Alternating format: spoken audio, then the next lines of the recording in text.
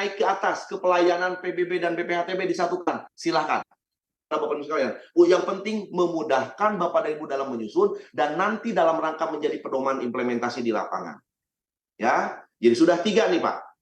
1, 2, 3. Dan yang keempat, mohon maaf, ini tidak bisa digabungkan Pak. Yang pertama, tata cara pengelolaan pajak MBLB, jika yang ada ya MBLB plus dengan optionnya. Ini tidak mungkin disatukan Pak. Kenapa? Karena ada pengaturan baru khusus mengenai option.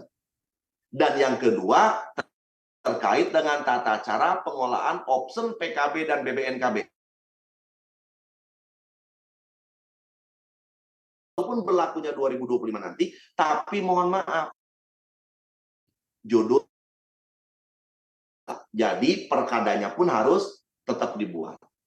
Nah, tinggal tadi yang BPHTB boleh Bapak masukkan ke tata cara pelayanan PBB dan BPHTB boleh, atau dimasukkan ke nomor 3 yang sifatnya sistematik atau tematik. Gitu ya Pak ya. Jadi kalau Bapak dan Ibu boleh digabungkan ini menjadi simple, maka nomor 1 PBB, yang kedua reklame, yang ketiga yang tadi tematik, yang keempat mengenai tata cara pengelolaan MBLB dan option MBLB, dan yang nanti yang kelima yang terakhirnya adalah option PKB dan BBNKB. Jadi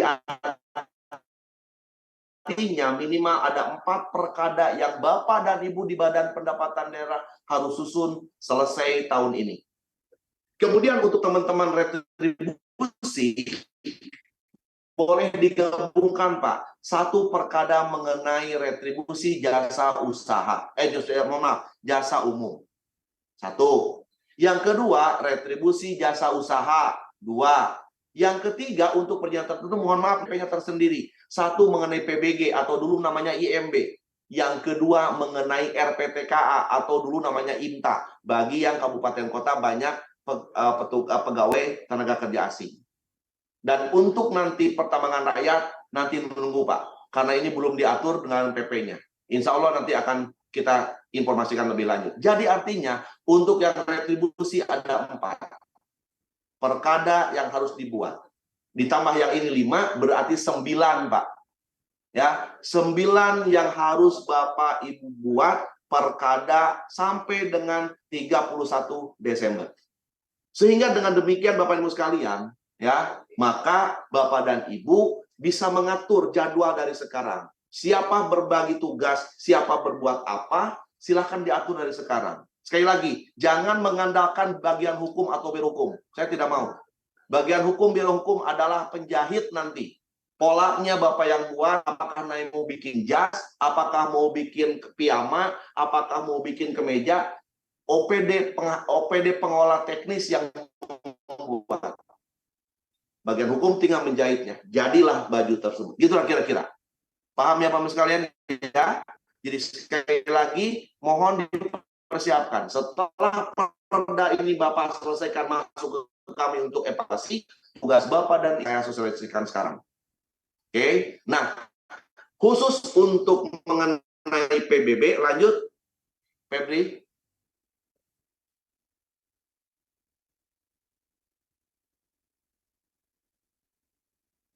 Silakan dilanjut, Pep. Wah, nge-please nih kayaknya. Ini mohon maaf nih, Pak. Sinyalnya nge-please. Oke, nggak apa-apa. Kita lihat. Nah, ini, Pak. Lihat Bapak sekalian, bahwa PBB sesuai dengan arahan, sesuai amanat Undang-Undang HKPD, lakukan pendataan ke lapangan. Nah, ini tugas Bapak nih, dan Ibu sekalian. Setelah melakukan tugas ke lapangan untuk mendata, lanjutkan dengan yang namanya penyesuaian NJOP. Dengan Undang-Undang HKPD nggak usah khawatir, Pak. Karena 2 hal, yang warna hitam dengan yang warna merah, yang akan mengamankan Bapak dan Ibu sekalian takut ya atau kekhawatiran mengenai tingginya beban pajak bagi masyarakat. Kenapa? Karena nanti di Undang-Undang HKPD ini, Bapak dan Ibu diberikan keleluasaan, kewenangan kepada kepala daerah untuk menyusun yang hitam, lihat. Tarif PBB dari mulai 0 sampai 0,5. Begitu banyak Pak tarifnya, jangan sedikit. Kalau Bapak dan Ibu nyusun per tarif PBB sedikit, mohon maaf, berarti Bapak dan Ibu lebih pro, lebih mendukung kepada membantu masyarakat menengah ke atas. Justru warga miskin akan tidak dibantu. Jadi tolong sekali lagi, buat tarif sebanyak mungkin. Nanti kan saya lihatkan contoh ini seperti contoh aja ya. Nah, setelah Halo, tarifnya Assalamualaikum. banyak dan landai, tiap-tiap Bisa tangganya, namanya? misalnya Apa tahun tapi ada? 0,20 naiknya atau 0,025.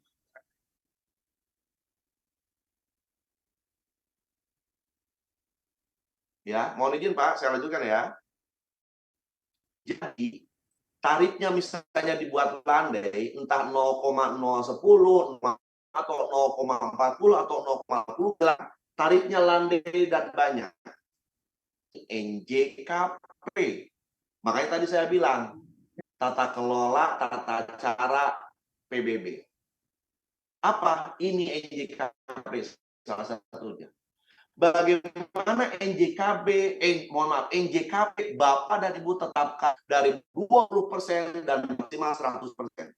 Ini untuk mengamankan Bapak dan Ibu sekalian di saat pendataan. Kemudian Bapak dan Ibu melakukan penyesuaian NJOP. Hasil akhir pajaknya tingkat, maka banyak yang bayar 100.000.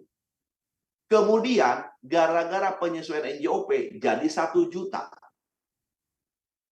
Maka kenaikannya 10 kali lipat. Ada NJKP, Pak. Kenakan saja oleh Bapak sesuai dengan Perkada, NJKP-nya 20%. Sehingga, mohon maaf, asalnya harus bayar 1 juta, menjadi hanya 20%. Berapa? Hanya 200.000 saja. Jadi tidak berat, Pak. Pertanyaannya, aduh Pak, itu judulnya dari 100 ke 200, 2 kali lipat, Pak. Masih ribut nanti. Oke, tadi Pak judulnya pengajuan dari WP. Kalau tadi kita yang menetapkan, pemerintah daerah, baik kepala daerah melalui Badan Pendapatan Daerah dan Perda dan Perkadanya, sekarang diajukan oleh WP. Bapak izin, mohon izin, kami kemarin 100.000, sekarang 2 kali lipat. Kalau dong Pak, keringanan, ajukan. Uang juga boleh diskon lagi oleh Bapak dan Ibu. Misalnya lagi 20%. Berarti 200 diskon 20%. 2 kali 2, 4. Berarti kurangnya 40.000. Berarti dia bayarnya berapa? 160.000 rupiah. Jadi Bapak-Ibu sekalian, dengan aturan di Undang-Undang HKPD ini, memaksa dan memerintahkan seluruh pemerintah yang melakukan satu waktu keadaan, yang kedua sesuaikan NJP-nya. Sekarang, nah kalau sekarang di Undang-Undang HKPD, selain tarifnya boleh banyak, NJKP-nya juga kita pilih 20 sampai 100%. Sehingga dianggap memberatkan, silakan NJKP-nya 20%. Nah, tapi Bapak Ibu sekalian, karena tadi PBB banyak diskon pengurangan, sehingga dimungkinkan pendapatan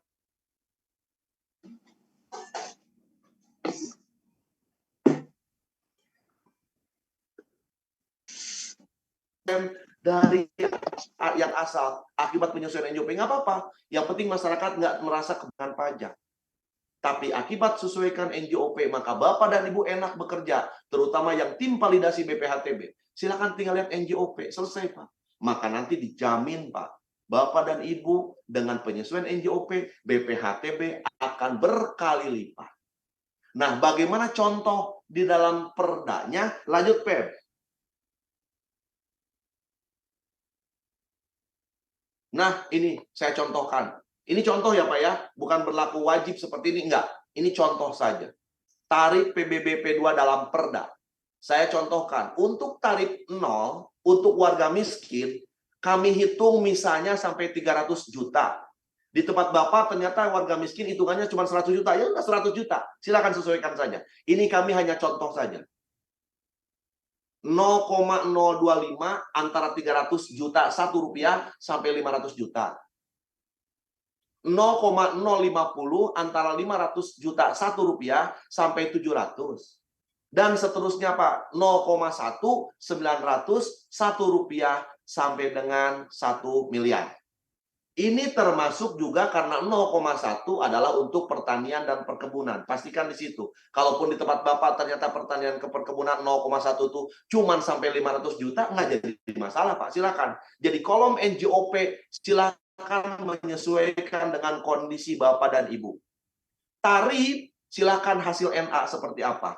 Kalau di tempat Bapak tarifnya sampai dengan 0, 0,050, 0,1 artinya hanya 0,50 jaraknya, silakan Pak. Tapi saya tidak mengharapkan Bapak tarifnya seperti dulu 0,1, 0,2. Ya. Supaya apa? Ada keadilan, Pak. Warga miskinnya dengan kemampuan propertinya, warga super kaya, warga kaya, bahkan super kaya, silahkan tarifnya 0,3, 0,4, bahkan 0,5. Silahkan, Pak. NJKP-nya jika perlu yang orang super kaya, 100%. Silahkan, Pak. Jadi sekarang dengan Undang-Undang HKPD, kewenangan dikembalikan kepada Pemda semuanya, kepada Bupati, Wali Kota, dan Gubernur.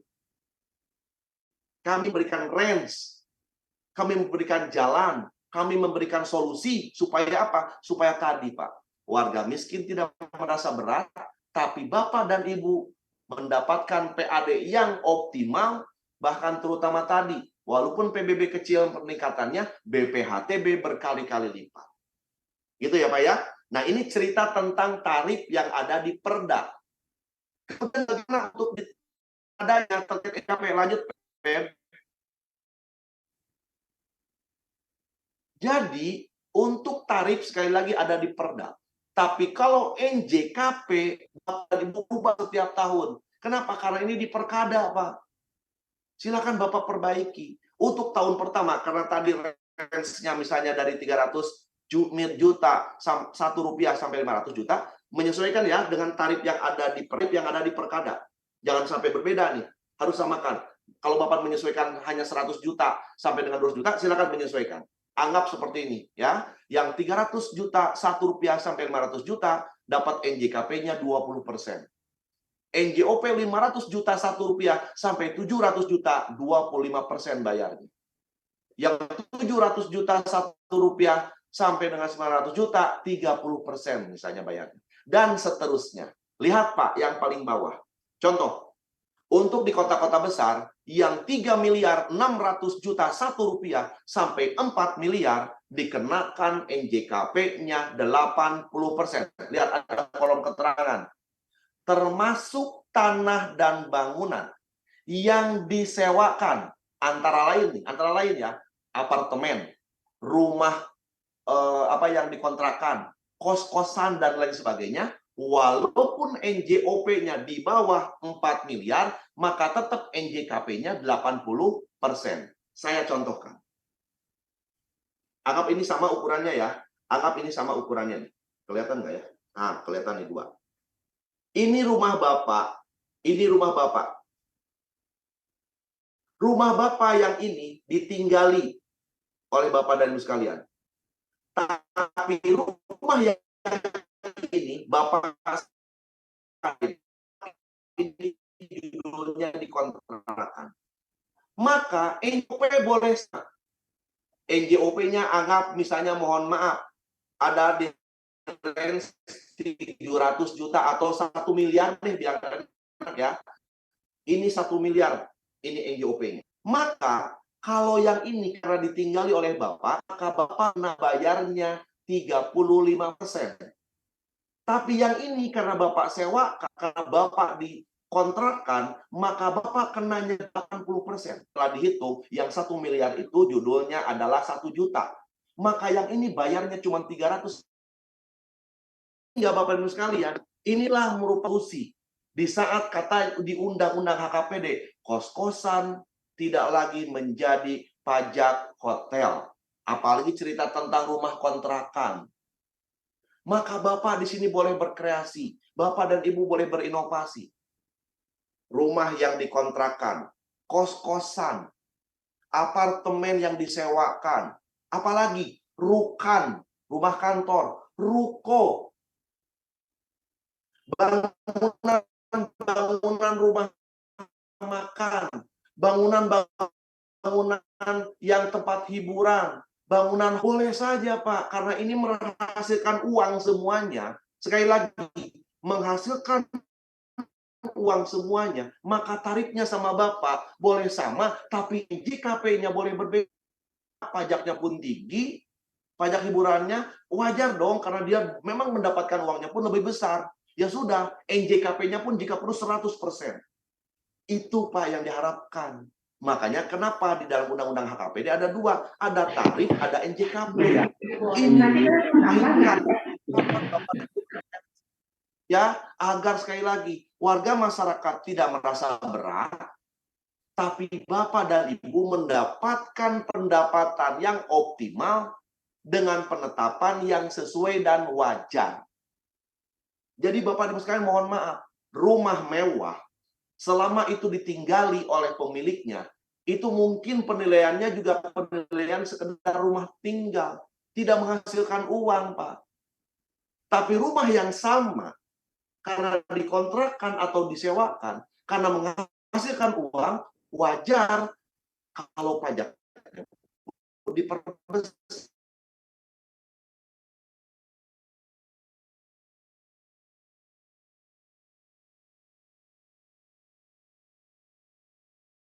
Ada yang tahunan bahkan.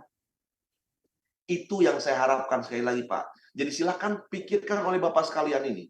Dalam menyusun perda, tarifnya diatur. Dan juga dalam menyusun...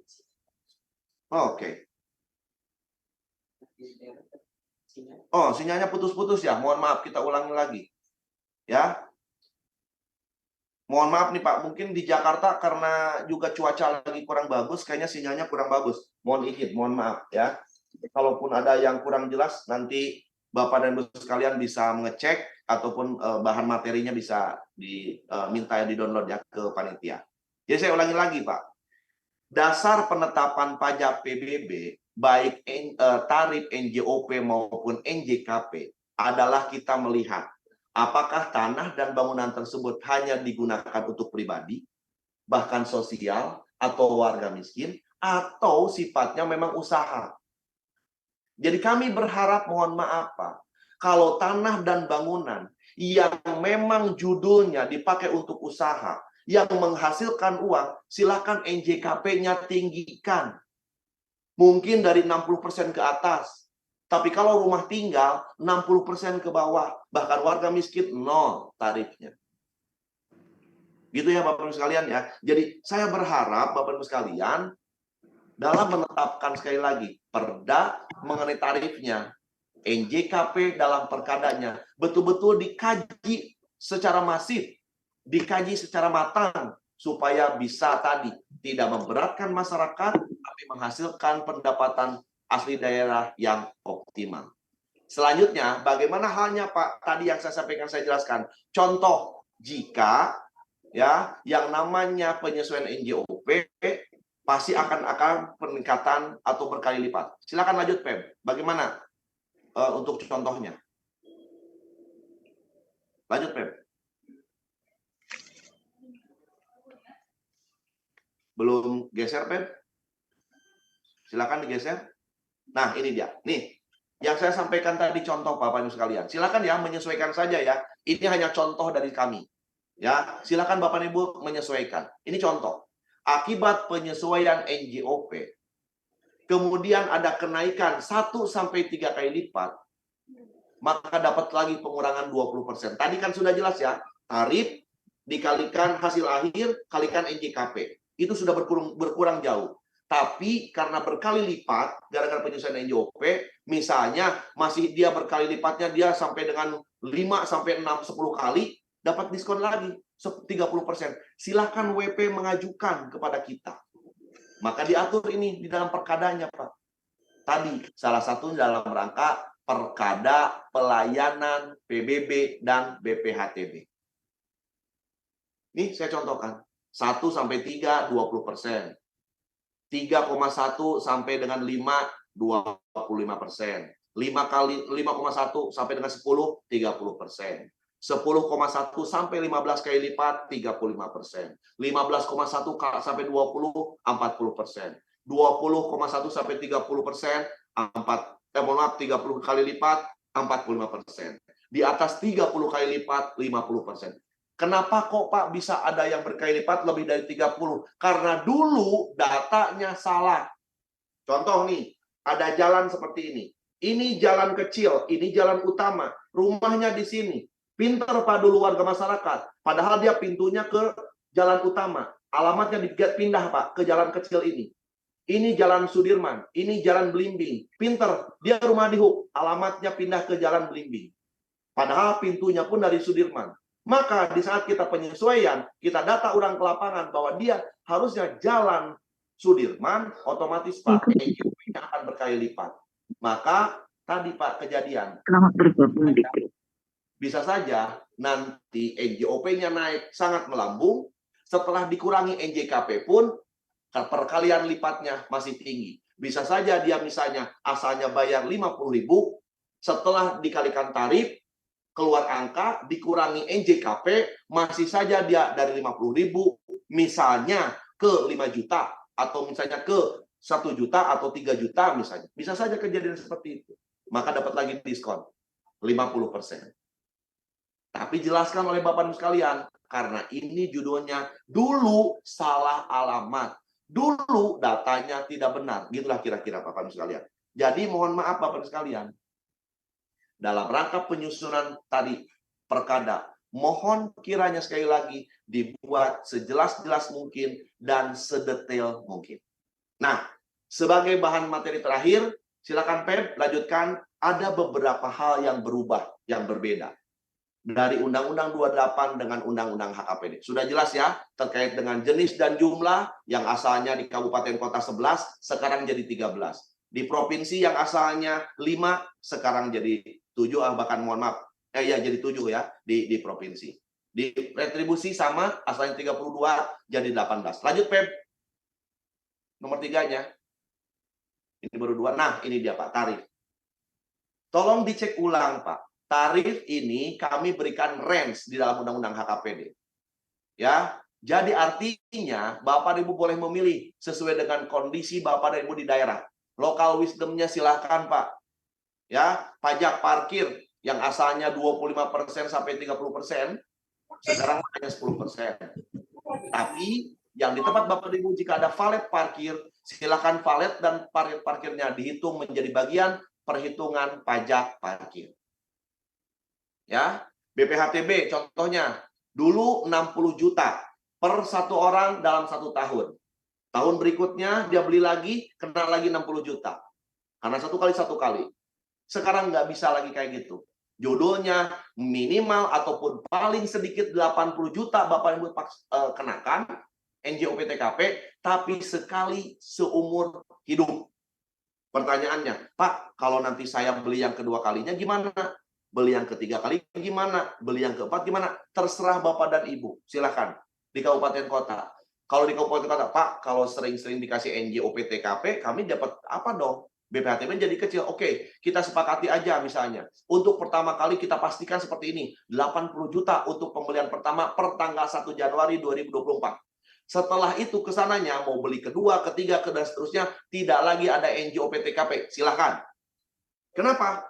Karena tujuan kami, kenapa memberikan NPOP TKP besar minimal 80 juta, karena kami memberikan kesempatan, dan kami mendukung, kami membantu saudara kita, warga kita, yang akan membeli pertama kali tanah dan bangunan untuk rumah tinggal, sebagai kebutuhan pokok. Tapi kalau dia orang beli yang kedua, beli yang ketiga, itu bukan kebutuhan pokok namanya, tapi judulnya invest. Maka mohon maaf, silahkan kebijakan ada di Bapak dan Ibu. Kalau misalnya, ya sudahlah, kalau gitu beli yang kedua, kurangi ya, jadi 40 juta.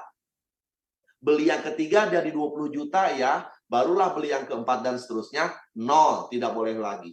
Silahkan, bebas Pak, Bu. Ya, Bapak dan Ibu boleh bebas memilih. Tapi intinya kami hanya mengatur untuk pembelian pertama minimal 80 juta. Selanjutnya terserah Anda. Selanjutnya lihat ada perbedaan lagi. Khusus tarif PBJT atas jasa hiburan pada malam ya, diskotik, karaoke, klub malam, bar, mandi uap, spa, ditetapkan minimal 40%, maksimal 75%. Silahkan atur oleh Bapak dan Ibu sekalian. Oh, kalau di kami pantasnya 50%, silahkan. Oh, di kami pantasnya 60%, silahkan. Oh, kami pantasnya sampai dengan maksimal 75%, Pak. Karena warga kami pun sebetulnya tidak suka dengan adanya diskotik, dengan adanya klub malam. Silahkan saja, Pak, bebas. Tapi ada batas minimal 40%. Karena kenapa? Kita yakini, Pak, yang datang ke tempat hiburan ini adalah orang yang memiliki uang lebih, bukan orang miskin.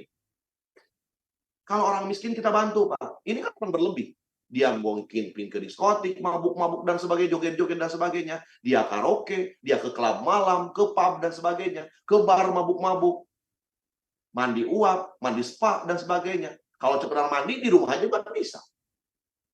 Oke, paham ya, pemirsa sekalian ya? Maka silakan atur.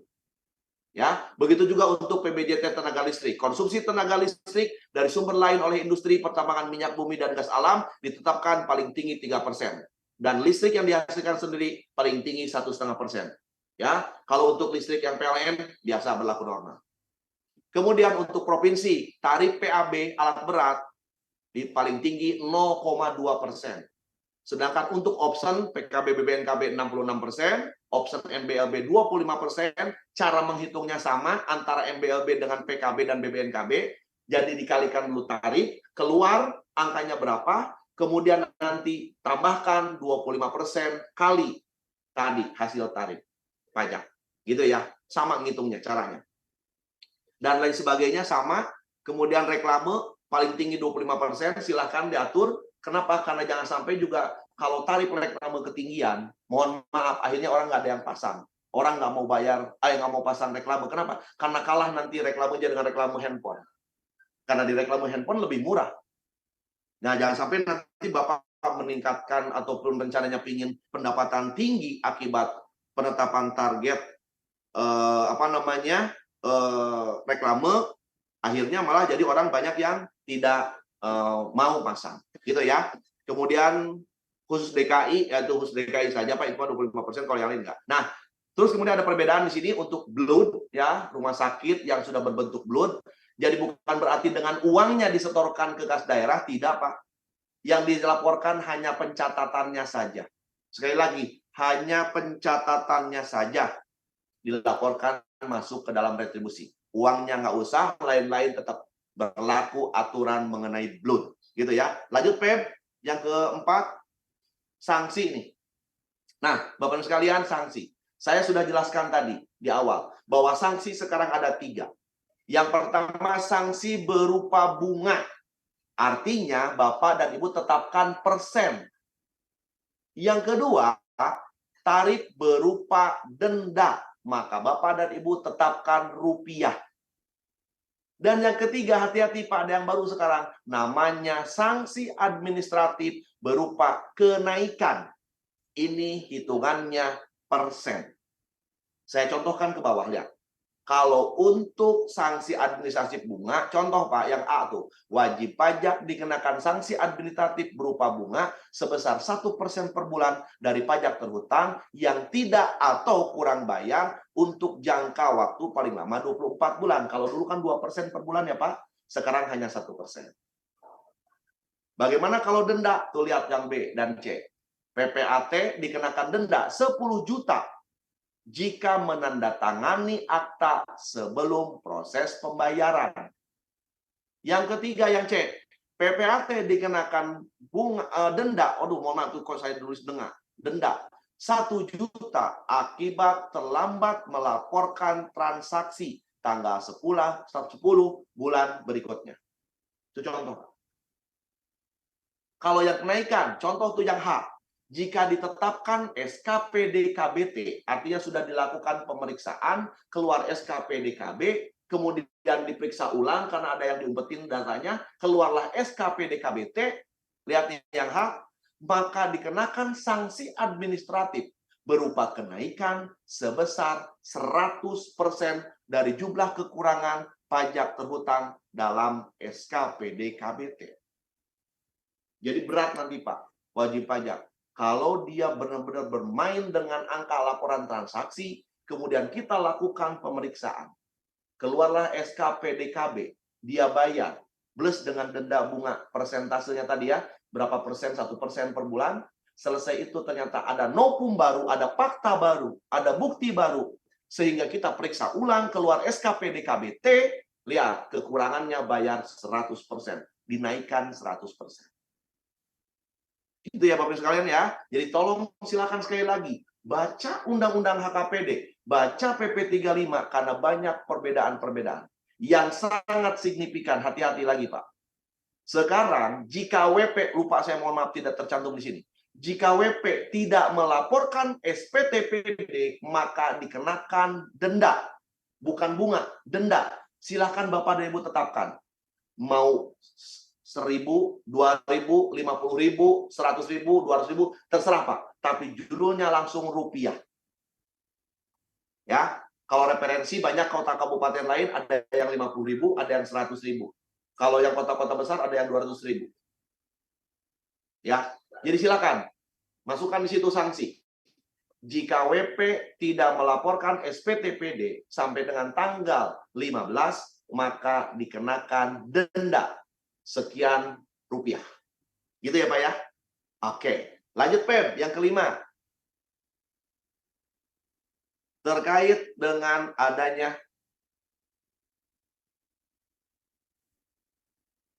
silakan Pep. Mohon maaf Bapak sekalian ya.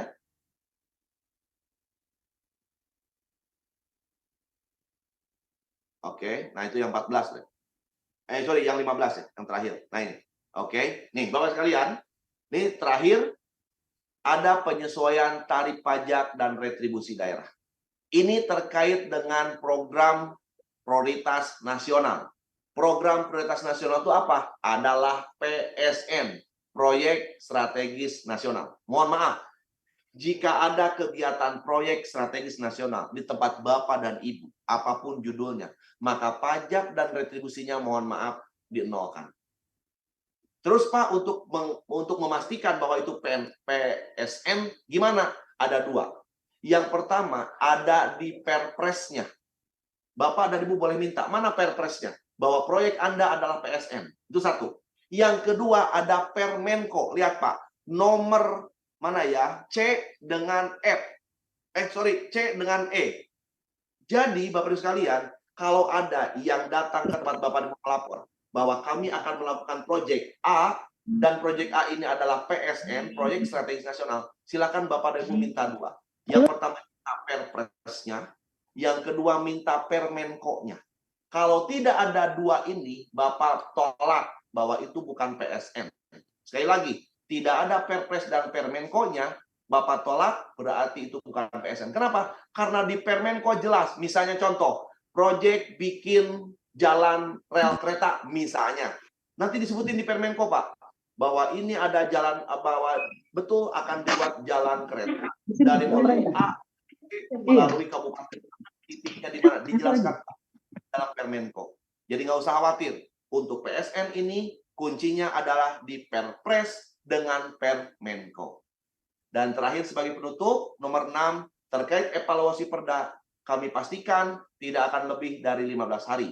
Makanya mohon maaf, jangan sampai nanti antriannya panjang, sehingga nanti Bapak menyusut ataupun mepet ke akhir tahun atau ke akhir bulan. Mudah-mudahan dengan penjelasan ini, Bapak Ibu sekalian, bisa paham, bisa mengerti, bisa mempersiapkan apa yang harus dilakukan oleh tim, sehingga perda kami berharap khusus untuk Sumatera, mudah-mudahan paling lambat akhir bulan November semuanya selesai. 154 kota, kabupaten, dan provinsi selesai semuanya. Maka mumpung ada waktu nih, 1 bulan, 10 hari, kami genjot semuanya. Silakan Bapak selesaikan, Ibu selesaikan, kirim kepada kami akan selesaikan segera. Mudah-mudahan rencana kita bisa tercapai, sehingga Bapak dan Ibu ada kesempatan untuk menyusun tadi. Perkada yang 5 untuk Bapenda dan 4 untuk retribusi daerah. Terima kasih, kurang lebihnya saya mohon maaf. Wassalamualaikum warahmatullahi wabarakatuh. Selanjutnya nanti silakan teman-teman jika yang ada mau ditanyakan, kebetulan saya akan menerima tamu dulu ya. Nanti ada Bu Elsa di sini, ada Ibu Mirni di sini yang akan menjelaskan terkait dengan rinci mengenai apa-apa saja yang terkait dengan isi perda maupun nanti rencana perkara ke depan. Tapi fokuskan sekarang ke perda dulu ya, pasal per pasal seperti apa. Terima kasih. Saya kembalikan kepada host Febri, silakan diatur. Mbak Mirni, Bu Elsa, silakan bisa langsung mengambil alih. Silakan Bapak Ibu sekalian, Febri diatur, yang akan tanya silakan diatur ya. Terima kasih.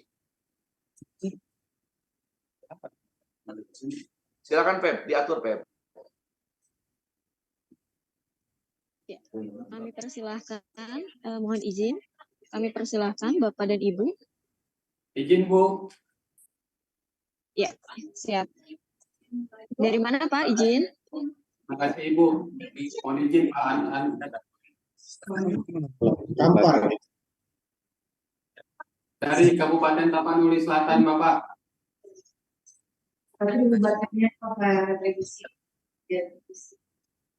Oh, ini dari sini apa yang paling? Izin Pak, ini kan kita mengelola retribusi. Jadi mau Kita temui di iklan kemarin gitu. Yang mana? Pak agak dirinci lagi terkait dengan perkada untuk retribusi. Mana-mana perkada yang minimal bisa digabungkan, mana yang sendiri. Tadi kan kami melihat hanya sekilas saja terkait dengan perkada untuk retribusi, tapi tadi lebih detail memang terkait dengan pajak. Memang kita ada keraguan juga, termasuk dengan PSN Pak, PSN Proyek Strategis Nasional, yang tidak mesti berada di kawasan ekonomi kawasan ekonomi strategis ya, kawasan strategis ekonomi. Apakah memang yang PSN ini murni tidak boleh kita kutip pajak dan retribusinya? Karena memang di situ kami melihat potensi retribusinya lumayan besar untuk tenaga kerja asing. Terima kasih. Ada yang merokok ya? Boleh. Boleh. Nggak boleh. Di sini di luar.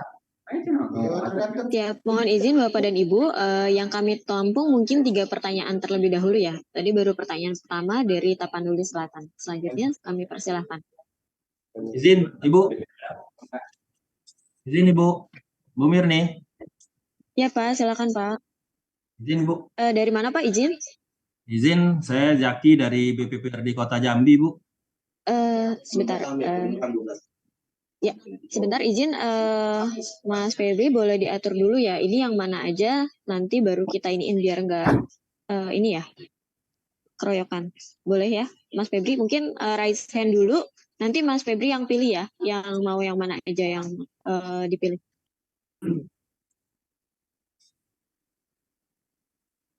Izin Bu Mirni. Iya Pak, dari mana Pak izin? Saya Zaki Bu dari BPPRD Kota Jambi. Ya siap Pak. Ya. Izin Ibu, kami mohon penjelasan atau pencerahan yang lebih dalam lagi terkait dengan yang disampaikan Bang An tadi terkait dengan pembayaran yang dilakukan oleh WP itu kalau berdasarkan Undang-Undang 1 itu kan sebelum tanggal 10 setiap bulannya, dan SPTPD-nya bisa dilaporkan sebelum tanggal 15. Nah, kami mohon penjelasan yang lebih dalam lagi terkait ini, dan pembayaran yang bisa per hari, per minggu, ataupun per bulan.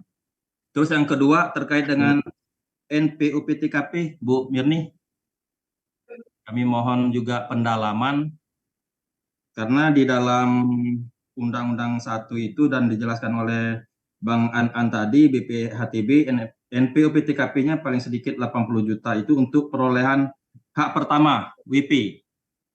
Nah, ini apakah ini per transaksi? Maksud saya gini, per transaksi, apakah satu kali itu seumur hidup itu kalau dia sudah melakukan jual beli, terus dia melakukan waris itu kena lagi gitu loh.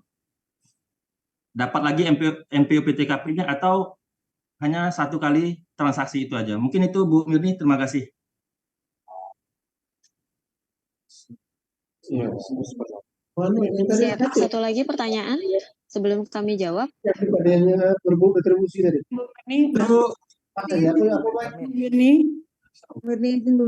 Siap, izin Bapak. Siap, izin Pak. Bismillahirrahmanirrahim. Ya, Assalamualaikum. boleh disebutkan Pak dari mana Pak? Halo Bu Mirni, kami dari Bapenda Kabupaten Bengkalis, Bu Mirni. Halo? Ya, izin Pak. Saya belum terdengar Pak, izin. Baby, adek, baby, Halo? bisa tolong kecilin Izin Bu nggak saya nge-zoom? Mirni. Halo Bu Mirni, izin. Udah. Halo Bu Mirni, izin bertanya. Oke, silakan. Kebetulan saya tamunya Izin, belum datang Bapak. lagi di Tadi saya di kelempar. jalan, jadi silakan saya ikut lagi. Halo Silakan. Bu Mirni. Silakan Bu dari Bengkalis ya. Silakan Bu Iya. dari Bengkalis, silakan. Dari Mohon izin, boleh diulang lagi pertanyaannya?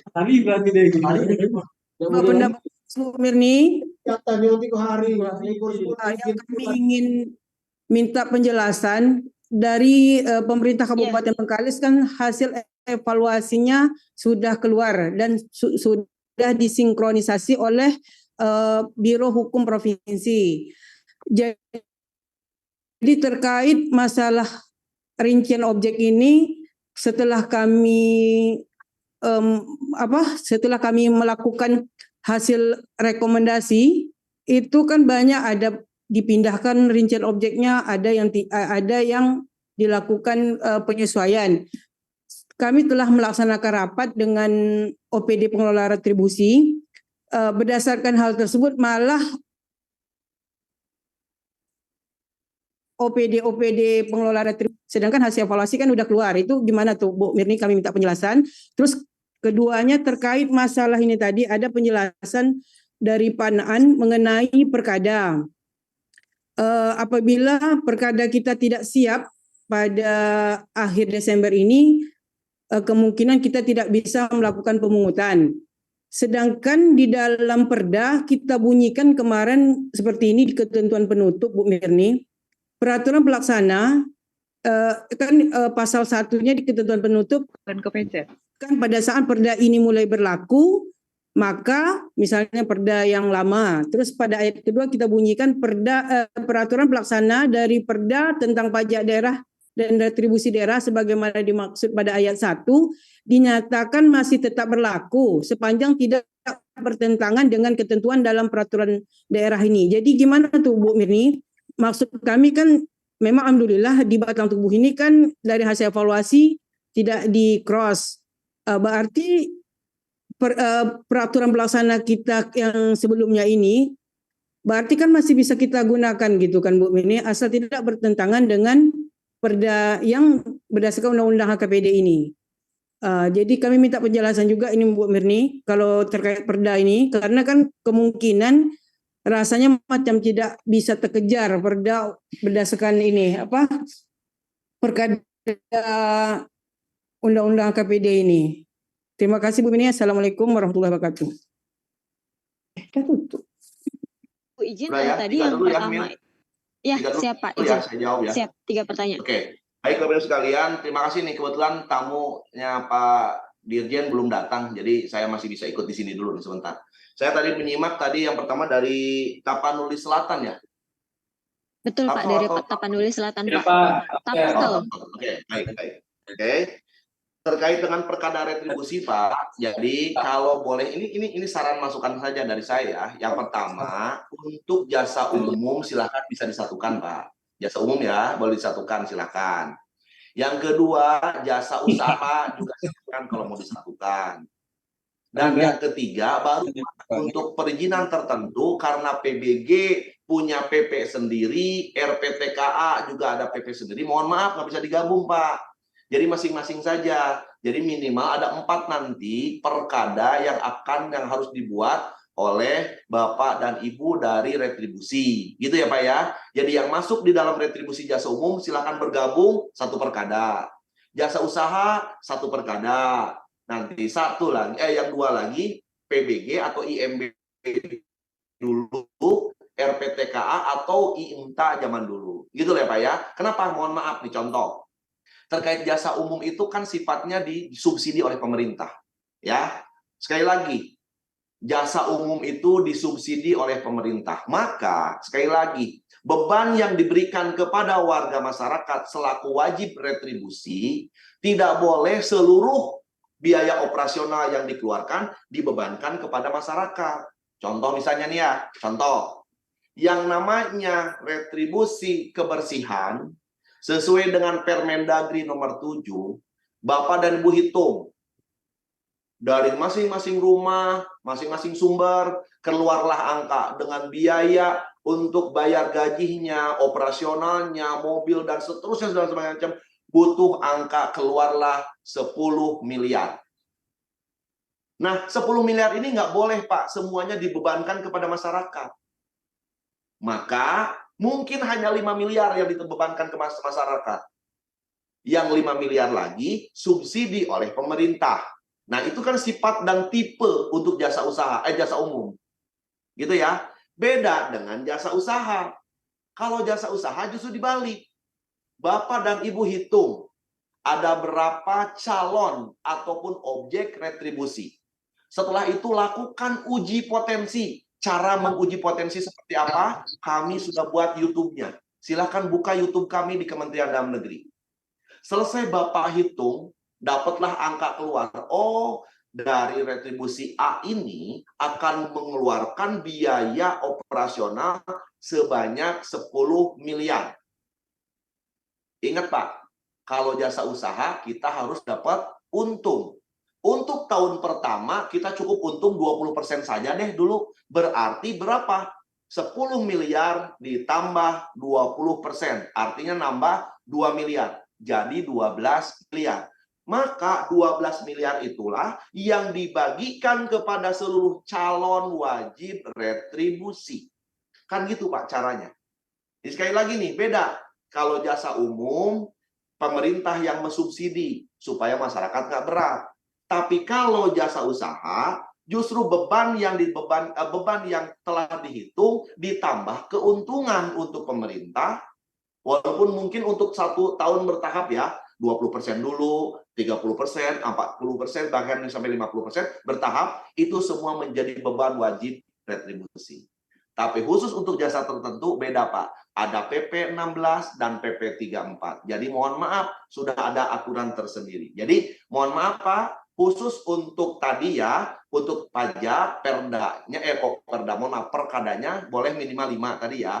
PBB-nya 1, disatukan 3 jadi 1, kemudian yang keduanya reklame, 2 jadi 1, 2, yang ketiga yang tadi tipe tematik, ya, yang keempat mengenai MBLB dan optionnya, dan yang kelima nanti nyusul ya, ini boleh nyusul nih, mengenai perkada terkait dengan PKB dan BBNKB karena optionnya berlaku 1 Januari 2025. Begitu ya Bapak dari Tapsol. Dari Jambi, Pak, gimana pelaporannya? Izin Pak, satu lagi Pak. Izin Pak, mengingatkan. Ya enggak, tadi yang Tapanuli Selatan itu menanyakan apakah nih Pak, ini kan ada proyek PSN, nah di situ ada lingkup PTKA-nya Pak. Ya, oke. Nah, PSN, Bapak Ibu sekalian, sekali lagi, tidak melihat judulnya ada zona-zona dan sebagainya. Pokoknya PSN itu Bapak dan Ibu tinggal ngecek. 1 Pak, yang harus dicek oleh Bapak adalah aturan yang mengatur proyek tersebut. Contoh tadi Pak, misalnya ya, ada di tempat Bapak ternyata buat waduk misalnya. Ini untuk kepentingan PSN nih, buat waduk. Maka di situ Pak, di Perpresnya akan disebutkan pembuatan waduk di Tapsel. Kemudian nanti di Permenko dijelaskan Pak, pembuatan waduk di Tapsel, alamatnya di mana, luasnya berapa. Jadi jelas Pak, rinciannya ada. Jadi kalau itunya nggak ada, Bapak jangan terima. Tetap berlakukan proyek seperti biasa. Pokoknya tipenya yang namanya proyek strategis nasional akan didukung oleh dua. Satu Perpres, yang kedua Permenko. Mohon maaf kalau judulnya tercantat dan tercantum dalam Perpres dan Permenko mengenai PSN, mohon maaf, no Pak. Tidak bisa tidak. Mohon maaf ya. Bapaknya senyum semuanya. Mohon maaf sekali Pak ya. Mohon maaf. Tidak bisa dikutip Pak, baik pajak maupun retribusi. Gitu ya. Nah, sekarang menjawab yang Jambi. Ini nyambung Pak. Tadi yang Jambi juga menanyakan dan Bengkalis menanyakan. Pak, di sini kan saya di pasal terakhir disebutkan bahwa aturan perkada ataupun perbub di bawah Undang-Undang 28 masih berlaku sepanjang tidak bertentangan. Pertanyaan saya, contoh, untuk pelaporan saja sudah bertentangan, Bu. Betul nggak? Untuk pelaporan saja udah bertentangan. Berarti otomatis bunuh, otomatis mati. Contoh, tadi yang Bapak jelaskan. Dulu di Undang-Undang HKPD, orang itu lapor dulu SPTPD, baru lapor uangnya. Nih, setor duitnya belakangan. Bulan ini saya mendapatkan transaksi 1 miliar. Nanti paling lambat tanggal 15 bulan berikutnya saya bayar 100 juta. Itu di PP yang di perkada yang lama. Pertanyaan Ibu tadi, selama tidak bertentangan, kan bertentangan dengan PP yang baru sekarang. Di PP yang sekarang dan di undang-undang yang sekarang jelas bahwa pelaporan dibalik. Orang sekarang setor dulu, boleh kapan saja, boleh harian, boleh mingguan, boleh sebulan sekali, silahkan. Toh nanti pelaporannya sekali, paling lambat tanggal 15. Jadi pertanyaan saya, jadi di mana Bu judulnya? Perkada yang lama, perbub yang lama masih bisa berlaku. Ya, sekali lagi nih, saya ingatkan, yang masih berlaku, mohon maaf. Halo, Mir? Masih terdengar? Siapa? Masih Pak. Oh, siapa? Ya. Aman Pak. Jadi judulnya, nih saya ingatkan Pak, yang masih berlaku sampai hari ini PP hanya satu, PP 69. Silakan Bapak dan Ibu masih boleh mencairkan insentif sesuai PP 69. Kemudian yang masih berlaku PMK 207, PMK 208 2018 mengenai tata cara penagihan dan tata cara pemeriksaan. Yang 3 ini masih berlaku karena ini tidak bertentangan dengan Undang-Undang HKPD maupun PP 35. Sebelum nanti akan keluar PP baru ya. Jadi silakan untuk sekali lagi, insentif masih berlaku sampai dengan tahun 2024. Oke, tata cara penagihan di PMK 207, tata cara pemeriksaan di PMK 208 2018 masih berlaku. Jadi Pak Jaki tadi dari Jambi ya, silakan Pak diatur, Bapak koordinasi dengan tim IT-nya Bank Jambi supaya nanti akan membuka bahwa seluruh wajib pajak itu bisa membayar boleh harian, boleh mingguan, boleh bulanan. Ya. Ya, Bang. Silakan nanti diatur, Pak. Jadi akunnya selalu dibuka. Ya, Bang. Ya, akun kan melalui akun, Pak. Kalau pembayaran kan menggunakan akunnya masing-masing. Yang kedua menggunakan kode billing, kode bayar. Baru nanti akhir bulan dan sampai dengan awal bulan berikutnya di tanggal paling lama 15 itu si wajib pajak menghitung berapa yang telah disetorkan dalam 1 bulan baru diisi SPTPD-nya. Paham ya Pak ya? Ya Bang. Oke, ya, Bang. beres. Ya, Bang. Makasih, Bang. NPOP-TKP. NPOP-TKP sekarang 80 juta itu per jenis Pak. 1 kali seumur hidup per jenis. Jadi kalau misalnya Pak Jaki hari ini melakukan transaksi jual beli per tanggal 1 Januari 2024 ya, terhitungnya ya, Pak Jaki jual beli. Maka pertama kali Pak Jaki jual beli kena 80 juta, misalnya. Oke, sekali. Kemudian saksi waris. Nah, waris ya, kan beda. Beda nih ini waris. Kenanya misalnya di Bapak disamakan 300 juta, maka Bapak kena lagi 300 juta. Tapi kalau Bapak nanti beli kedua kalinya, beli lagi, mohon maaf Pak, sesuai perda Bapak. Kalau di perda Bapak yang kedua nggak dapat, ya nggak dapat Pak NPOP-TKP. Gitu ya Pak ya? Paham Ya ya Bang, Pak ya ya? Bang. Makasih Bang, makasih Bang. Oke, lanjut. Beres ya. Yang Kemudian dari terakhir dari Bapenda yang Bengkalis pertama.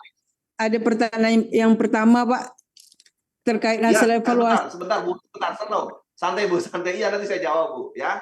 Jadi sekali lagi, untuk perkada dari Bengkalis sekali lagi, saya sepakat Pak, ya, saya sepakat dengan yang namanya di pasal Ibu dan Bapak dalam Perda bahwa ada perbub atau perwali atau pergub yang tidak bertentangan masih berlaku. Iya, kalau tidak bertentangan. Menurut saya sekarang hampir seluruhnya bertentangan Pak, Bu. Walaupun hanya 1 atau 2 pasal. Contoh, tadi BPHTB sudah jelas bertentangan. Parkir udah pasti bertentangan. Karena tarifnya pun jadi berbeda. Ya, maka saya bilang tadi, tolong sekaligus Bapak dan Ibu tidak ada kata tidak bisa Pak. Silahkan dari sekarang persiapkan untuk nyusun perkada. Nah, untuk masalah rincian objek, Mir, silakan yang Mirni yang biasa untuk menyusun perdanya, silakan jawab Mir. Tadi yang rincian objek walaupun sudah dievaluasi. Silakan Mir. Siap. Terkait rincian objek, mohon izin tadi kalau misalkan saya salah pemahaman, karena tadi saya sempat terlempar beberapa kali, mohon dikoreksi aja Bu. Jadi terkait rincian objek, apabila nanti di dalam penyusunan perdanya Bapak dan Ibu, itu sudah dimasukkan di dalam perda, maka ketika ada layanan terkait detail rincian objek ditambahkan di dalam perkada ataupun ada penyesuaian perubahan tarif, maka itu penyesuaiannya itu bisa dilakukan di dalam perkada, tidak perlu dengan perda lagi. Izin Bu.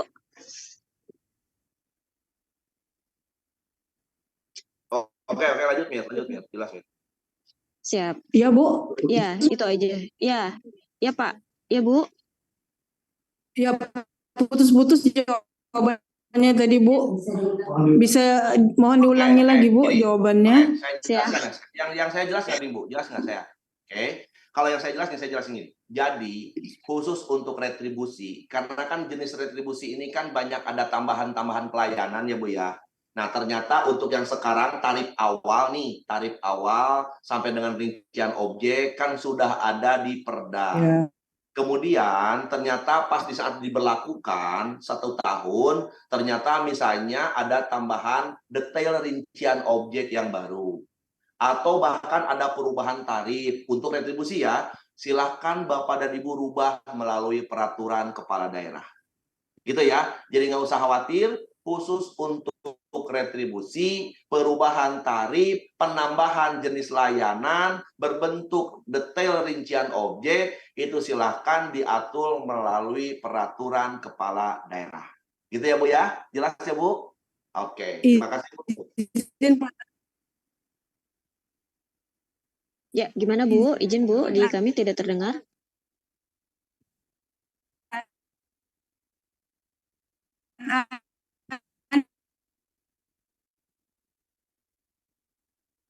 Sinyal dari Jambi hilang kayaknya. Oke, nggak apa-apa Mir. Silakan aja kita buka yang lain lagi. Silakan Bapak dan Ibu.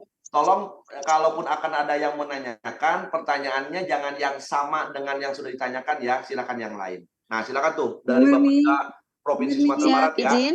Ya, 3 pertanyaan. Ya, siap. Iya, Bu. Silakan, Bu. Makasih. Bu Mirni izin Bu, yang dari Bapenda Bengkalis tadi. Halo. Halo, ya, Bu. Ya.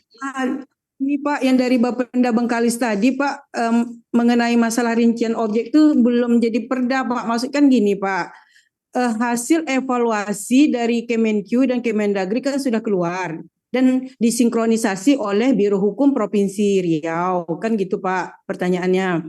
Jadi dari Bapenda Bengkalis dari hasil sinkron dari Biro Hukum Provinsi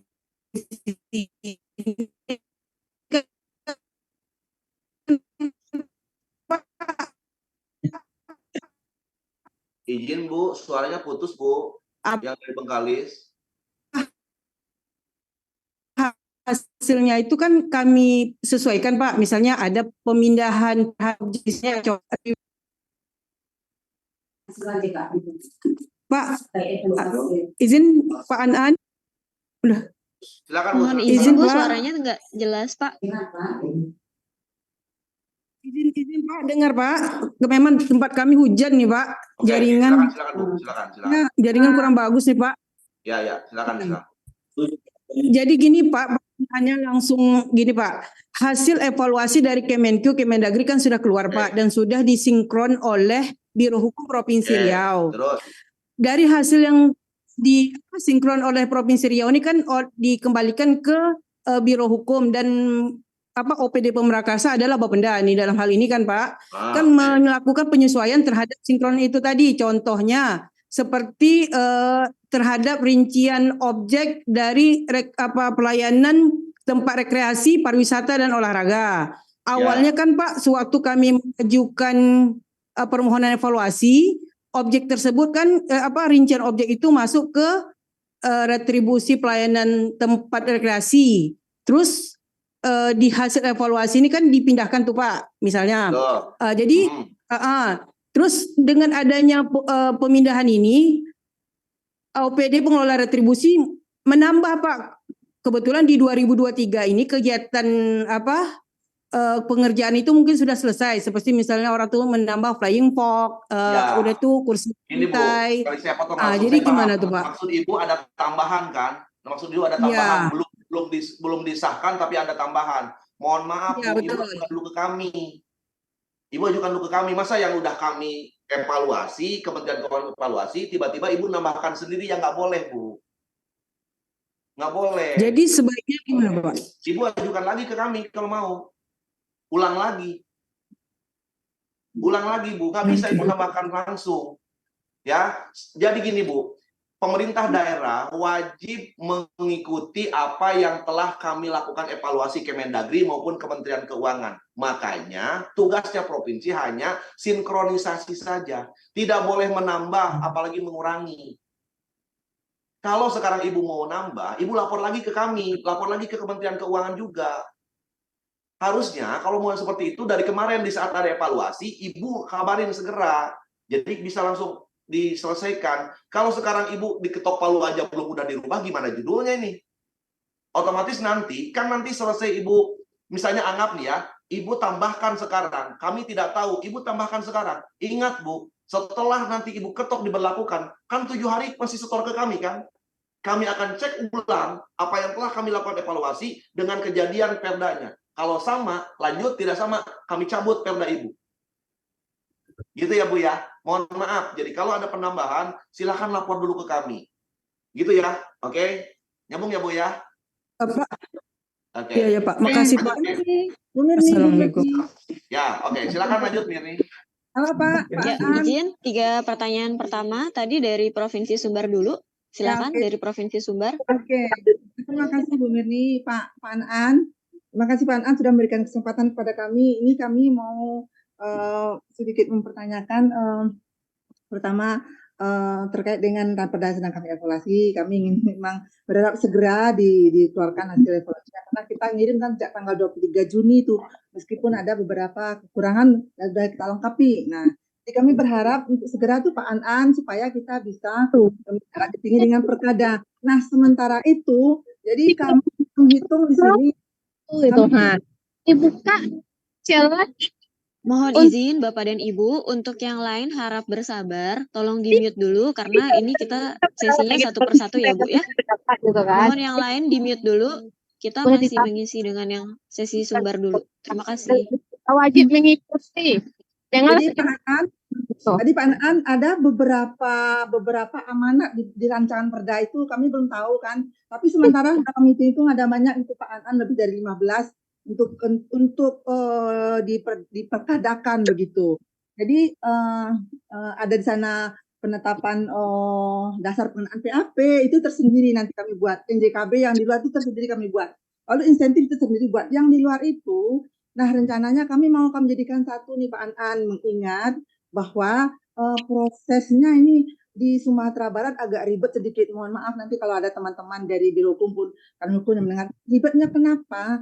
Proses harmonisasi yang dilakukan di Sumatera Barat itu bukan berminggu-minggu tapi berbulan-bulan sehingga kami sedikit agak kecewa.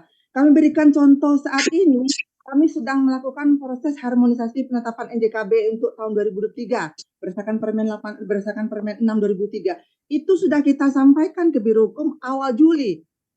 Disampaikan ke Kanwil itu di tanggal 9 Agustus. Tanggal 26 September kita dirapatkan dengan Kanwil Hukum dan Rapat Harmon. Sudah kami perbaiki sesuai dari hasil rapat harmonisasi itu sudah kami perbaiki. Nah, sampai hari ini nih Pak An, kita belum menerima hasil harmonisasi yang dilakukan oleh Kanwil Hukum dan HAM. Artinya kalau tadi Pak An sedikit takut dengan tinggal waktu 2 bulan itu, kami lebih takut lagi nih Pak An.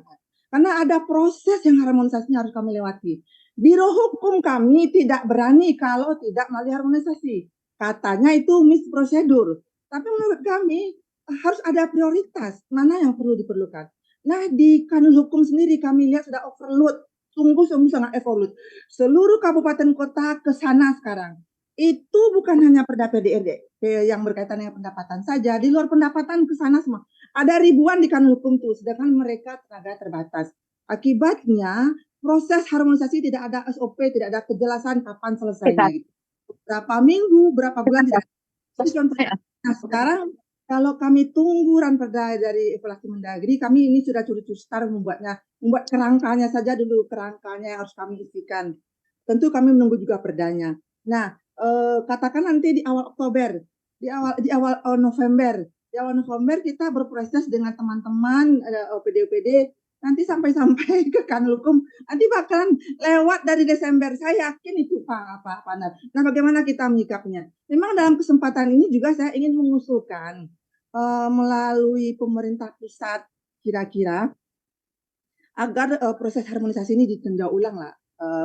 Artinya disempurnakan lah. Menurut kami sekarang memang banyak kelemahan, terutama dari segi waktu seperti itu. Jadi kita jujur produk-produk hukum yang berkaitan dengan pendapatan ini kaitannya dengan belanja nanti tuh. Kalau kita tidak bisa ngumpulin uang karena kita tidak punya legalitas, belanja kita tidak akan bisa itu makanya seperti itu. Nah, itu yang pertama. Yang kedua, tadi saya sampai ke mall dengar ini gitu ya. Iya. Mohon izin Bapak dan Ibu yang lain mengantri dulu ya. Tapi Kita ini diskusi salah tangkap tadi. Han kalau tidak salah tangkap tadi sebelum saya masuk retribusi tadi ada tata cara pemeriksaan dan penagihan ya. Tadi Pak An sebut tadi PMK 207 dan 208. Kemarin saya coba lihat Google untuk pemeriksaan pajak itu di PMK 17 kalau nggak salah nih Pak An. Tahun 2013. Kalau tidak salah tata cara pemeriksaan. Apakah itu untuk pajak pusat bisa kita jadikan pedoman untuk pajak daerah? Nggak bisa Bu. Itu 20 yang PMK 13 itu untuk pajak pusat Bu. Kalau berarti saya terima kasih. Berarti saya kemarin salah nih. Jadi artinya gini, apakah yang kita ambil itu nanti kita adopt ke dalam pergub kita itu mungkin yang sifatnya yang apa aja ya Pak, yang memang bisa dieksekusi begitu. Jadi untuk itu tadi pertanyaan kami, boleh dijatuhkankah beberapa amanat di dalam perda untuk jadi satu perda? Kemudian yang kedua untuk retribusi.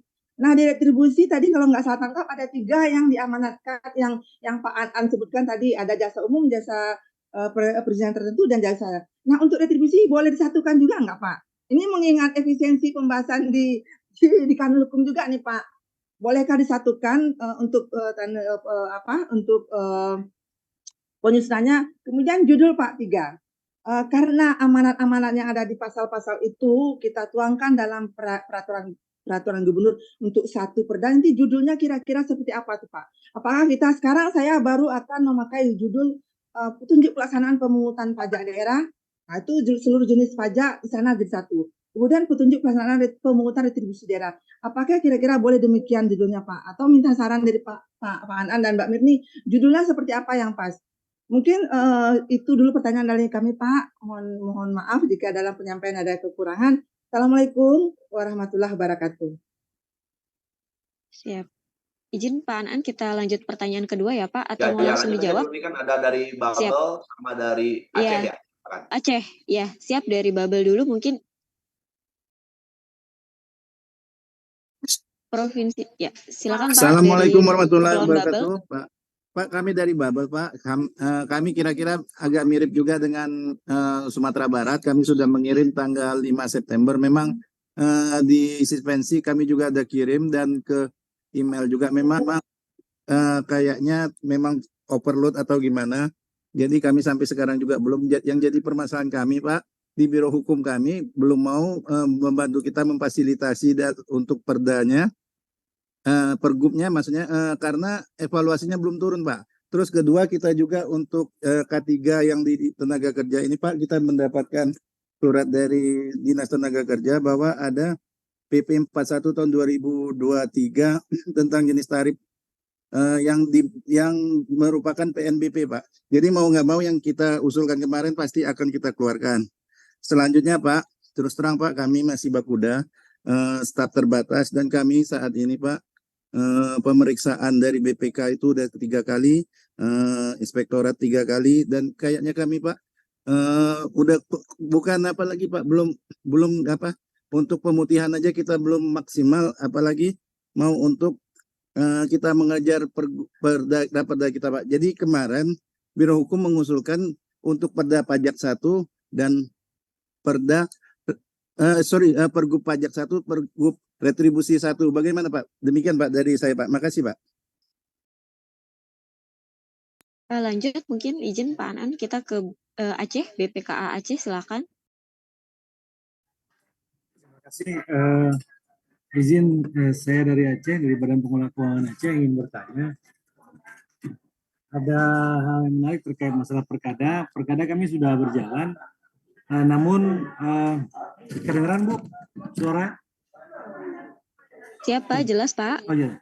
Jadi kami sudah berjalan menyusun perkada, nyicil sedikit-sedikit, dan seperti disampaikan oleh Pak Anan tadi sebagai selaku sumber bahwa di situ dalam perkada akan diatur detail. Jadi kami sudah mengatur PKB, BPNKB, PA, pajak air permukaan, pajak provinsi, pajak bahan bakar dan pajak rokok diatur dalam satu pergub cuplak pajak. Namun setelah tadi ada pemaparan bahwa khusus yang PKB, BPNKB itu agak dipisah karena perlu harmonisasi dengan kabupaten kota, atau tolong koreksi saya mungkin kalau saya, karena di situ ada option. Mungkin kami harus pisahkan PKB, BPNKB karena ada option. Itu mohon arahan pertama. Yang kedua, disampaikan tadi Pak Anan bahwa kita akan detail di dalam perkada itu sampai ke terkait tata caranya lah, istilah pemungutannya. Dan di sini kami ada pertanyaan terkait pajak kendaraan motor. Bagaimana dengan tunggakan pajak kendaraannya yang punya sebelum berlaku Undang-Undang HKPD? Apakah itu bisa diopsenkan juga? Dan bagaimana karena selama ini pun tidak ada piutang pajak, tapi baru sekedar tunggakan bahwa dia ini belum bayar untuk PKB, BPNKB. Kemudian juga bagaimana dengan secara implisit di Undang-Undang HKPD itu kendaraan TNI Polri tidak dicabut. Bagaimana dengan pengaturan kendaraan TNI Polri ini Pak? Dan juga kendaraan ranmor di bandara. Di bandara itu kan banyak, tapi di situ platformnya tidak ada B atau D atau BL kalau di kami platnya nggak ada itu, tapi di situ kan ranmor pemahamannya. Itu mohon ranmor TNI Polri, ranmor di bandara. Bagaimana mengaturnya? Kemudian juga masalah PBBKB industri yang saya baca di Undang-Undang HKPD ini hanya konsumen bahan bakar. Yang industri itu bagaimana yang selama ini kami punya. Itu yang secara detail yang mungkin perlu kami samakan persepsi dengan Kemendagri. Demikian, makasih. Assalamualaikum warahmatullahi wabarakatuh. Siap, izin Pak Anan, 3 pertanyaan dari provinsi semua Pak. Oke, baik. Terima kasih ya. Yang pertama dari Provinsi Sumbar, dari Babel, dan juga dari Aceh. Terima kasih. Yang pertama, sebagai informasi, kemarin sebetulnya Bu yang Sumbar ini udah selesai. Cuman ada satu pasal yang mungkin mohon maaf yang menurut kami harus diperbaiki, maka kami tarik ulang ya, kami tarik lagi daripada nanti mohon maaf ya di saat nanti lanjut bermasalah di lapangan gitu ya Bu ya. Jadi mohon maaf kami tarik lagi dan sekarang udah proses lanjut lagi. Insya Allah secepatnya selesai kok, aman Bu ya. Oke, terima kasih nih kalau masalah ini. Nah saya menjawab juga nih tadi baik dari Babel, baik dari Aceh, baik dari Sumatera Barat. Jadi prinsipnya gini Pak, kalau Bapak dan Ibu akan menggabungkan peraturan gubernurnya ataupun untuk kabupaten kota peraturan bupati wali kotanya satu tipenya yang jenis cara pengelolaannya hampir sama. Jangan yang berbeda jauh, apalagi sistemnya yang baru. Contoh misalnya, kan kalau yang namanya option sekarang baru ya, saya lebih cenderung jangan disatukan. Tapi kalau yang tipenya sama, ya pengelolaannya sama, apalagi mohon maaf ya, kalau yang rokok di provinsi kan, kalau boleh saya, mohon maaf ya, ini mohon maaf nih, kalau saya boleh bilang kan Bapak given semuanya ya, jarang yang melakukan operasi ke lapangan. Nah itu gabungan saja nggak jadi masalah Pak. Gitu ya. Apalagi yang self assessment disatuin gitu ya. Kalau yang office misalnya, terserah Pak. Kami tidak ada aturan yang mengharuskan satu perda, satu pergub, satu perbub, satu perwali. Saya tidak mengharuskan itu. Cuman tolong pikirkan. Tadi kan tanya juga dari Bubble, Pak rencananya kami udah satu pergub aja. Saya nggak kebayang Pak, nanti peraturan gubernur Bapak tingginya bisa 1 meter tebalnya. Ya, coba bayangin sama Bapak, Pak. Nanti, kan di Bapak ada RSUD nggak, Pak? Di Bapak ada RSUD nggak? Ada. Nah, Pak, mohon maaf ya. Kebetulan saya dulu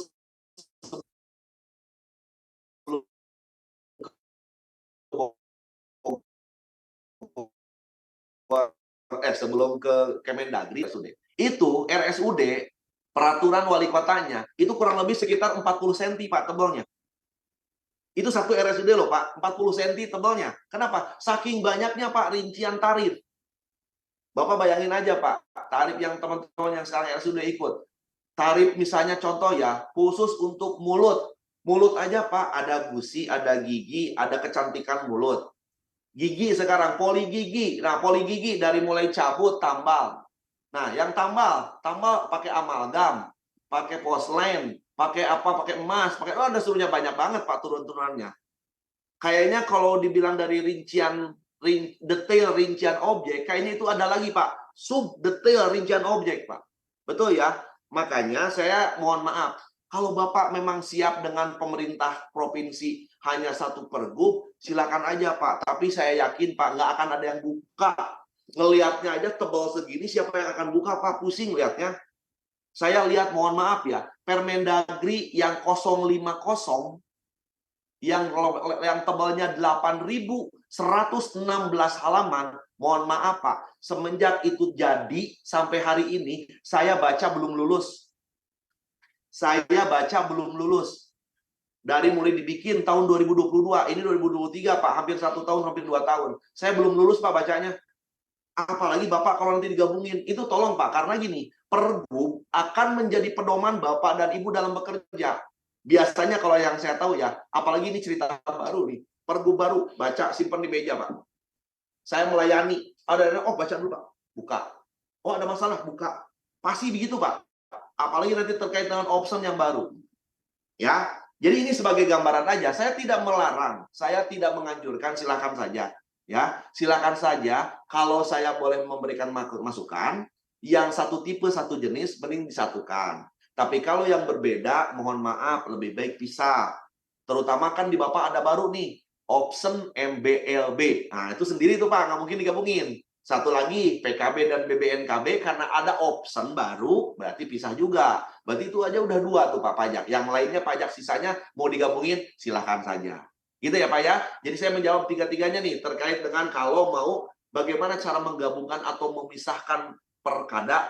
Kalau menurut saya silakan lihat dari tipenya. Yang setipe silakan digabungkan. Termasuk tadi untuk retribusi jasa umum sendiri, jasa usaha sendiri gitu ya. Tapi kalau untuk PBG di kabupaten kota dengan misalnya di kabupaten dan di provinsi ada juga nih terkait dengan RPTKA, menurut saya mending dipisah. Karena PP-nya pun sendiri. Gitu ya. Oke, lanjut. Sekarang PNBP dari Babel. Pak, kalau PNBP mohon maaf kami tidak mengatur Pak. Silakan saja ya. Karena PNBP kan bukan kewenangan kami. Kewenangan kami hanya mengatur mengenai pajak dan retribusi. Gitu ya. Nah, kemudian tadi dari Ibu dari Sumatera Barat. Kalau untuk menyusun terkait dengan tata cara penagihan dan pemeriksaan gimana? Silahkan Bu, gunakan saja undang-undangnya, undang-undang HKPD, PP-nya PP 35, tapi kalau PMK-nya Ibu boleh gunakan PMK 207 dan 208. Walaupun itu lebih duluan lahir ya, 2018, nggak jadi masalah karena belum dicabut. termasuk nanti mengenai perkada atau keputusan kepala daerah mengenai insentif. Itu masih berlaku, Pak, terkait dengan PP 69 2010. Gitu ya, Bu ya? Oke. Beres, pengiriman perda udah, pergubnya. Tunggakan Pak, izin Pak, Ya. terkait tunggakan kendaraan bermotor Oh nih ya, Pak, nanti apakah yang bisa bawah ya, yang diopsenkan? bawah ya. Nanti oke. Iya Pak. Pergub agak oke. Nah, PKB dan BBNKB option udah jadi saya bahas jelas, kemudian detail terkait dengan perkada yang tunggakan. Gini Pak, jadi insya Allah kalau tidak ada halangan, kami sedang akan bikin nyusun PP dengan Kementerian Keuangan ya, khusus membahas option. Karena option kan akan berlaku 1 Januari 2025. Jadi untuk detailnya kan kalau perkada masih bisa dirubah Pak. Jadi sekarang Bapak sesuaikan saja, karena tahun ini Bapak tarif dan mengenai tunggakan baik tahun berjalan maupun tahun sebelumnya masih kewenangan ada di Bapak. Gitu Pak, betul ya? Jadi nggak usah dulu Pak, nanti bab option lebih baik nanti terpisah sendiri. Jujur Pak, kalau menurut kemarin waktu hasil pembahasan pertama, tunggakan pun itu menjadi beban kepada pemerintah daerah juga. Artinya apa? Pemerintah daerah kan di Undang-Undang HKP dijelaskan, bertugas membantu pendataan, penagihan, dan pengelolaan. Artinya apa? Kalau di sini ada bahasa penagihan, berarti termasuk melakukan penagihan piutang kendaraan bermotor, ataupun bahkan balik namanya, sehingga ini dimungkinkan akan masuk menjadi option PKB dan BBNKB-nya. Gitu ya Pak ya? Jadi artinya nanti ini akan dikelola bersama. Mari kita lakukan kabupaten kota dengan provinsi untuk mendata bersama, menagih bersama, operasi di lapangan bersama, dan pengelolaan bersama. Bahkan jika perlu tadi melakukan pengawasan bersama. Gitu ya Pak ya? Oke. Kemudian untuk kendaraan TNI Polri, mohon maaf Pak, kendaraan TNI Polri itu dibagi 3. Ada kendaraan perang. Kalau alat perang itu jelas Pak, tidak lagi masuk register Bapak. Tapi kalau hanya pendukung ataupun alat transportasi sebagai jabatan, itu dua-duanya wajib tercatat di Bapak. Masalahnya dia bayar pajak atau tidak itu nomor sekian, tapi nomor registrasi secara regiden wajib tercatat di Bapak. Makanya tadi Pak, termasuk BBNKB mohon maaf, PBBKB ya, untuk bahan bakarnya juga mohon maaf, yang tidak dikenakan pajak itu untuk alat perangnya. Contoh Panzer itu nggak kena pajak. Beli bensin, beli solar, harga dasar solar tidak dikenakan pajak. Tapi kalau mobil Rubicon jabatan komandannya, mohon maaf, beli bensin atau beli solar sesuai dengan harga yang sudah dikenakan pajak. Begitu ya Pak ya. Jadi itu memang akan dibedakan. Jadi terkait dengan kendaraan TNI Polri maupun kendaraan yang ada di bandara yang tulisan platform secara data regiden maupun data perpajakan masuk. Nanti masalah urusan pajaknya diberikan pengurangan, diberikan pembebasan, itu urusan nanti Pak Gubernur. Ya, maka akan diatur oleh peraturan gubernur. Gitu ya Pak ya. Nah, untuk PBBKB industri memang betul Pak. Tadi sudah dijelaskan PBB industri untuk bahan bakar industri, jadi itu nanti akan diatur kemudian melalui peraturan pemerintah. Ya, nanti akan hitungan sementara Pak untuk industri pun sama dengan yang dikenakan untuk PBBKB untuk TNI Polri tadi Pak. Jadi akan ada pengurangan harga yang pajaknya lebih ringan. Tapi untuk umum itu tidak ada lagi yang sifatnya pemberian subsidi. Maka untuk dimungkinkan untuk yang mobil kendaraan umum yang untuk angkot misalnya, itu juga kan itu ada subsidi dari pemerintah. Gitu ya, Bapak dari Aceh. Jadi tunggu ada hal-hal yang memang sampai hari ini, terutama masalah option karena berlaku 2025, maka PP-nya belum turun secara detail. Tapi secara umum di undang-undang dan di PP KUPDRD sudah ada jelas. Gitu ya Pak ya. Terima kasih. Silakan Bu Mirni kami kembalikan. Bu Mirni terkait dengan Harmon belum ditanggapin oleh Pak An. Oh ya, sorry. Ya, Harmon itu harmonisasi jadi masalah di kita nih Pak. Ya, betul. Ini Bu, jujur Bu, Makanya sekali lagi, kenapa kami dulu waktu nyusun Undang-Undang HKPD memberikan kesempatan kepada pemerintah daerah 2 tahun, Bu. Yang jadi masalah sekarang Ibu dari kendala, jadi masalah, jadi sandungan karena mohon maaf, terlambat memasukkan ini. Sehingga udah numpuk baru masuk, jadi antri panjang. Termasuk juga mohon maaf ke kami. Di kami jujur, Bu, nih kalau boleh terbuka ya, Bapak Ibu sekalian, kalau perdanya sudah lengkap, raperda sudah lengkap, paling lambat 5 hari selesai di kami.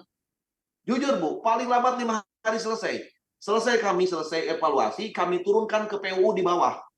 Kalau yang kabupaten kota enak, sampai dengan PUU, kemudian ke Pak Dirjen, tanda tangan beres. Tapi kalau untuk provinsi, karena harus ke Itjen, harus ke Biro Hukum di Sekretariat, kemudian ke Pak Sekjen, terakhir ke Pak Menteri, melalui staf khusus Menteri, mohon maaf, agak panjang. Makanya 10 hari dimungkinkan. Selesai. Ya, yang jadi masalah bukan 10 harinya, yang jadi masalah antrian di kami. Kan nggak mungkin yang datang duluan, stop dulu, ini dilanjutkan. Mohon maaf, ini datang, ini selesaikan dulu, kami lanjutkan yang ini. Sambil simultan, ini maju, kami selesaikan. Ini maju, kami selesaikan. Misalnya contoh nih, ada 2, ini kerjakan, ini selesai, ini masuk ke PUU, ini kerjakan. Mohon izin Pak, ke-mute Pak.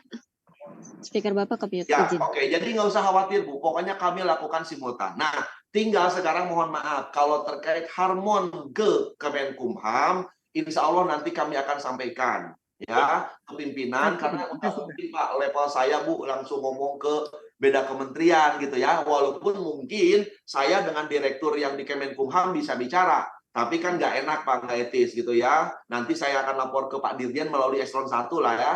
Nanti biarkan Pak Dirjen akan ngobrol dengan Dirjen di Kumham, Dirjen Kumham akan ngobrol KPW atau wilayah-wilayah ya, supaya ada prioritas. Kalau percepatan saya tidak bisa bicara ya, tapi mungkin untuk prioritas itu yang akan kita bicarakan. Mudah-mudahan khusus untuk yang perda dan perkada mengenai pendapatan pajak dan retribusi itu bisa dijadikan prioritas. Gitu ya Bu ya. Nanti tunggu, saya belum bisa jawab dulu. Ya, terima kasih Pak An. Oke, sama-sama Bu. Siap, izin kita lanjut 3 pertanyaan terakhir ya Pak ya, karena sudah memasuki hampir setengah 12 Pak. Ya, mungkin dari Bapenda Karimun dulu. Setengah 12 ya, karena mau Jumatan ya. Siap. Nah, 3 pertanyaan terakhir. Silakan dari Bapenda Karimun.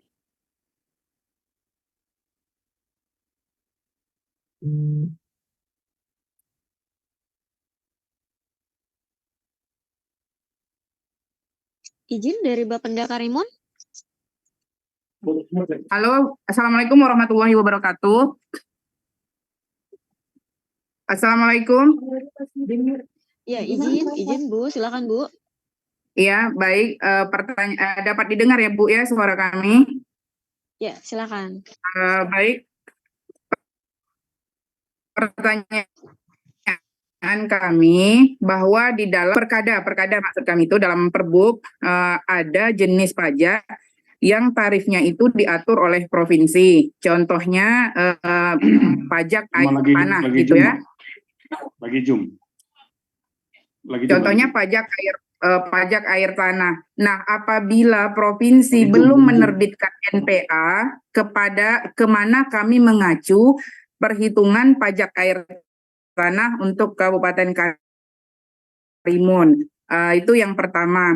Kemudian yang kedua, di dalam evaluasi Kementerian Keuangan, susunan dari sebelumnya yang kami ajukan itu kan susunannya objek, subjek, dan wajib pajak. Namun di Kementerian Keuangan diubah menjadi subjek, wajib pajak, dan objek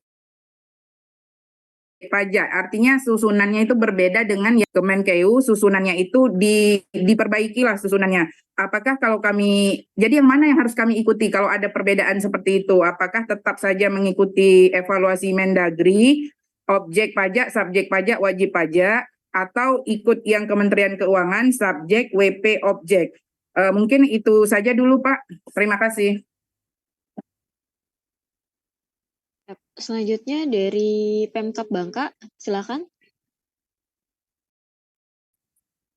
Selamat siang, Pak Anam, Bu Nurni.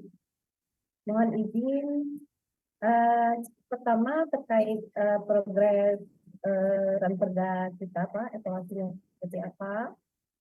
Yang kedua, terkait untuk di sini kan kita ada bunga dan denda.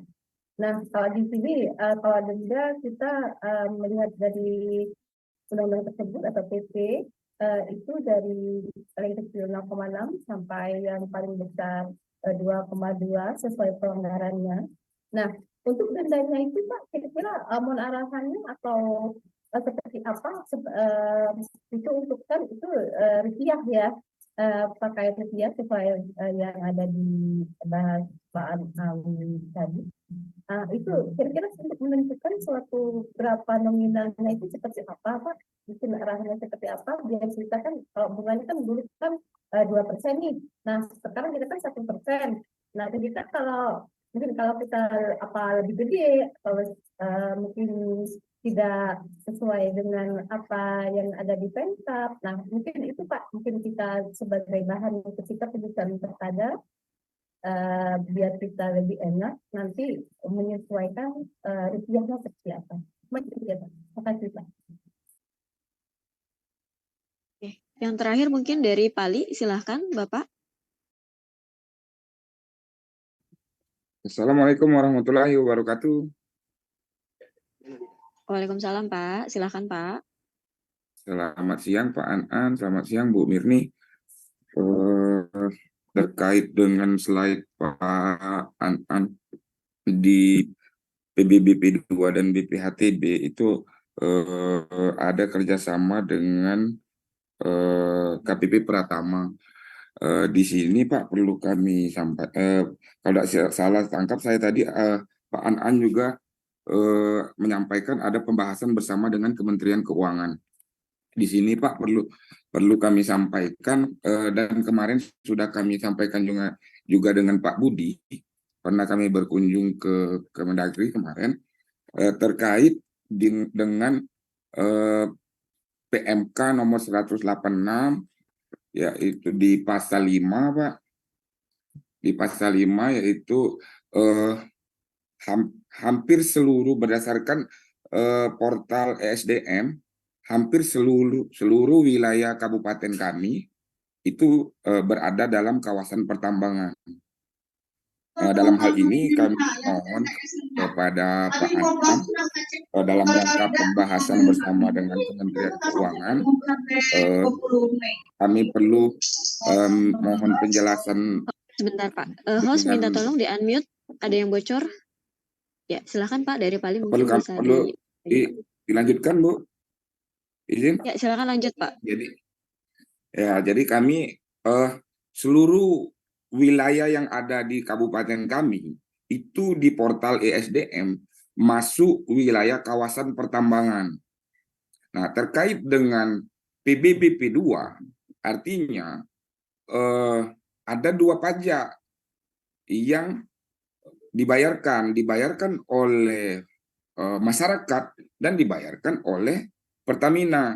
Nah, dalam rangka ini Pak, kami minta kejelasan dalam rangka Pak Anan mau pembahasan bersama dengan Kementerian Keuangan terkait dengan PMK nomor 186 tahun 2019 pasal 5 yang dimaksud kawasan pertambangan.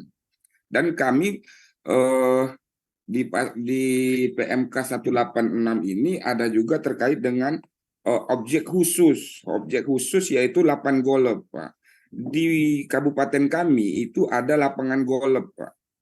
8 golf ini belum ada sama sekali penilaian baik dari Kemenkeu maupun dari kami di kabupaten kota. Di sini ada potensi Pak, ada potensi yang dapat kami gali demi untuk meningkatkan PAD.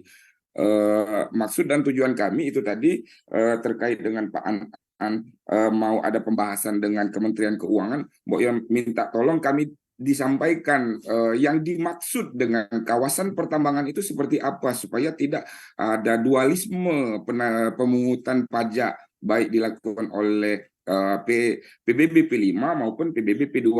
Demikian, wassalamualaikum warahmatullahi wabarakatuh. Izin Pak, ya kita sudah 3 pertanyaan Pak. Oke, baik. Terima kasih Bapak Ibu sekalian. Ini karena waktu mau Jumatan ya, nanti Bapak dan Ibu sekalian kalau ada yang mau ditanyakan kembali setelah ini, nanti bisa kita ngobrol di grup ya, di grup Sumatera lah gitu ya. Makasih ya. Oke, baik, saya jawab nih. Yang pertama dari Karimun ya, perkada terkait kalau masalah NPA gimana? Makanya gini Bu. Jadi, kenapa di pasal 115 Undang-Undang HKPD dikatakan bahwa optimalisasi PAD itu melalui salah satunya kerjasama sinergitas. Kalau Bapak dan Ibu tidak pernah bisa melakukan sinergitas antara Bapenda, Pemda, kota, kabupaten dengan provinsinya, ya kejadian kayak gitu terus. Makanya sekarang dengan adanya option PKB dan BBNKB, adanya option MBLB dari kabupaten kota ke provinsi, artinya kita kerja bareng. Makanya mohon izin Ibu dan Bapak sekalian, kita harus satu pemahaman. Bikin rapat bareng, bikin ada judulnya rapat koordinasi lah, atau apapun lah judulnya, silakan dibungkus antara provinsi dengan kabupaten kota di bawahnya. Pertanyaannya, kabupaten kota dan provinsi lain kok bisa? Contoh, Sulteng, Sulawesi Tengah, kan dulu kebetulan saya pernah tugasnya di Sulawesi ya Pak. Sulawesi Tengah itu udah pasti Pak, Bu. Setiap 6 bulan mereka kumpul. Kumpul 6 bulan pertama di kabupaten mana, tetap provinsi dengan seluruh kabupaten kota. Nanti 6 bulan terakhir di kabupaten mana. Nanti 6 bulan lagi berputar terus Pak, berputar kiri. Sehingga apa? Permasalahan antara kabupaten kota dengan provinsi, gap, kendala, masalah itu bisa terselesaikan di situ. Salah satunya tadi, NPA itu dari provinsi. Kemudian MBLB, kan di Undang-Undang HKPD nanti izin dan pengawasan di provinsi. Nah, jadi kami berharap nih, makanya kenapa saya pada saat hari ini mengundang seluruh kabupaten, kota, dan provinsi sepulau Sumatera untuk menyatukan satu persepsi. Masalahnya kepala daerahnya mohon maaf, andaikan tanda kutip ya, karena ada perbedaan warna sehingga ada, nggak usah berpikir ke situ. Kita judulnya administratif nih. Kita judulnya administratif. Bapenda dari provinsi mengumpulkan OPD terkait di provinsi dan mengundang seluruh Bapenda se-provinsi dengan OPD retribusinya. Sehingga nyambung. Contoh di provinsi kan yang akan berhubungan nanti dengan Ibu di SDM misalnya ya, SDM-nya diundang. Kemudian juga nanti terkait dengan MBLB pertambangannya diundang. Jadi semua nyambung nih, jangan sampai ada gap, ada masalah apa. Karena bukan apa-apa. Toh sekarang pajak kabupaten kota membantu pajak provinsi melalui MBLB dalam rangka option. Begitu juga provinsi kabupaten kotanya dibantu melalui option PKB dan BBNKB. Dan nanti ke depan nanti, saya yakin Bu, ke depan mungkin akan ada pajak-pajak yang mungkin akan bergabung semua kabupaten kota dan provinsi. Itu tidak menutup kemungkinan. Kenapa? Karena mohon maaf jangan sampai kejadian tadi terpilah-pilah. Kabupaten kota ngebut, provinsinya belum mengeluarkan izin, akhirnya jadi masalah. Atau belum mengeluarkan NPA, jadi ngitungnya bingung, betul ya Bu ya? Ngitungnya jadi bingung. Nah makanya jadi nanti untuk di perkada Ibu, di perkada nih, silahkan masukkan pasal apabila NPA yang misalnya ya Bu ya, NPA yang dibutuhkan untuk tahun berjalan belum keluar, maka NPA tahun sebelumnya diberlakukan. Gitulah kira-kira Bu. Jadi artinya ada alternatif. Kalau NPA yang sekarang nggak keluar, ya udah NPA sebelumnya yang pakai. Gitulah kira-kira. Karena kan tidak akan terlalu jauh harganya sebetulnya ya Bu ya.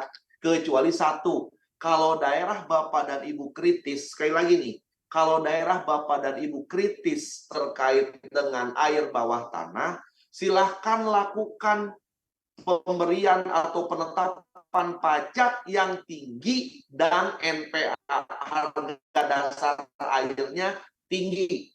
Supaya apa? Kalau boleh masyarakat tidak pakai lagi air tanah, tapi pindah ke PDAM. Nggak jadi masalah, Bapenda berkurang pendapatan dari air bawah tanah, tapi kan dari kontribusinya PDAM jadi tinggi.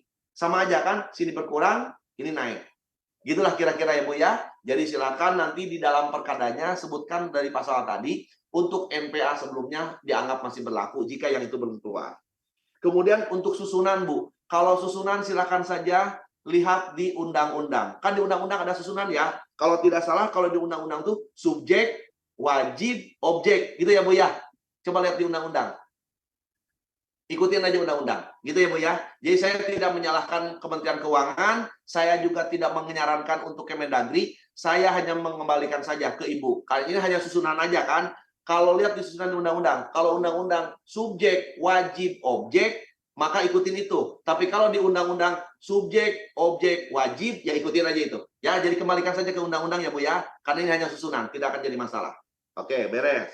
Kemudian untuk Bangka, progresnya, Mir nanti tolong dicek ya. Yang untuk Bangka itu progresnya sampai di mana nih? Karena saya untuk hari ini belum dapat kabar. Nah, untuk sanksi, Bu, untuk sanksi, gini, ini untuk semuanya nih, untuk semuanya. Penentuan sanksi, sekali lagi, termasuk penentuan tarif, semuanya diatur hasil kajian Bapak dan Ibu.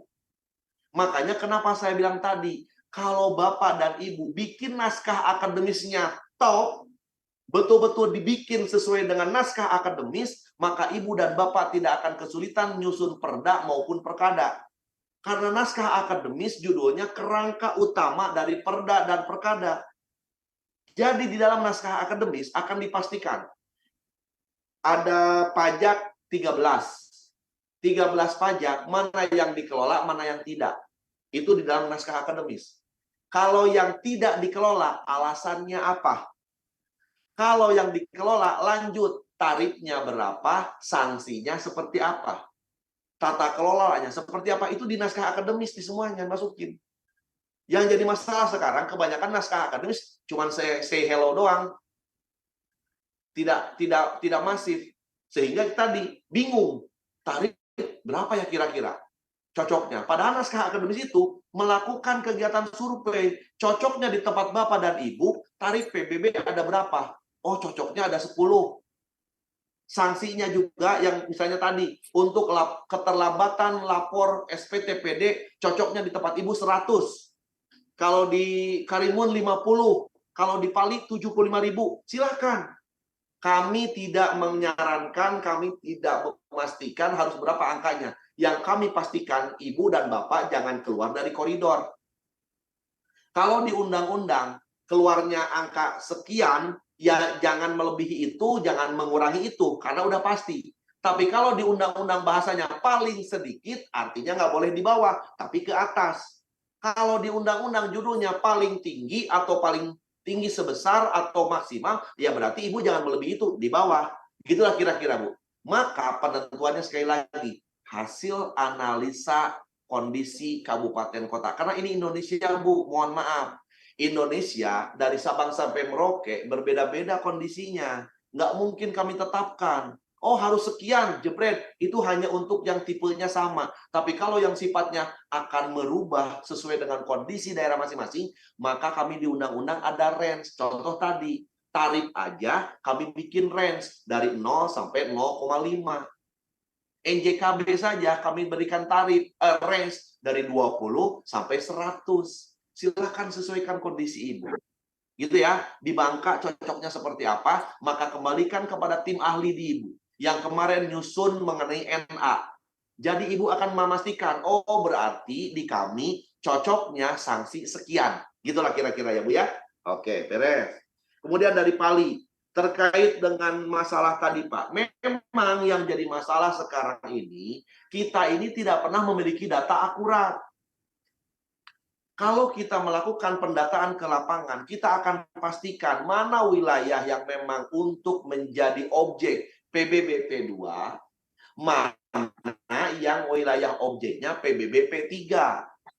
Kalau memang untuk wilayah PBB P2 udah pasti Pak, silakan Bapak langsung kelola, Bapak updating datanya, Bapak sesuaikan NJOP-nya melalui penilaian ulang, kemudian Bapak pastikan tetapkan tarifnya berapa.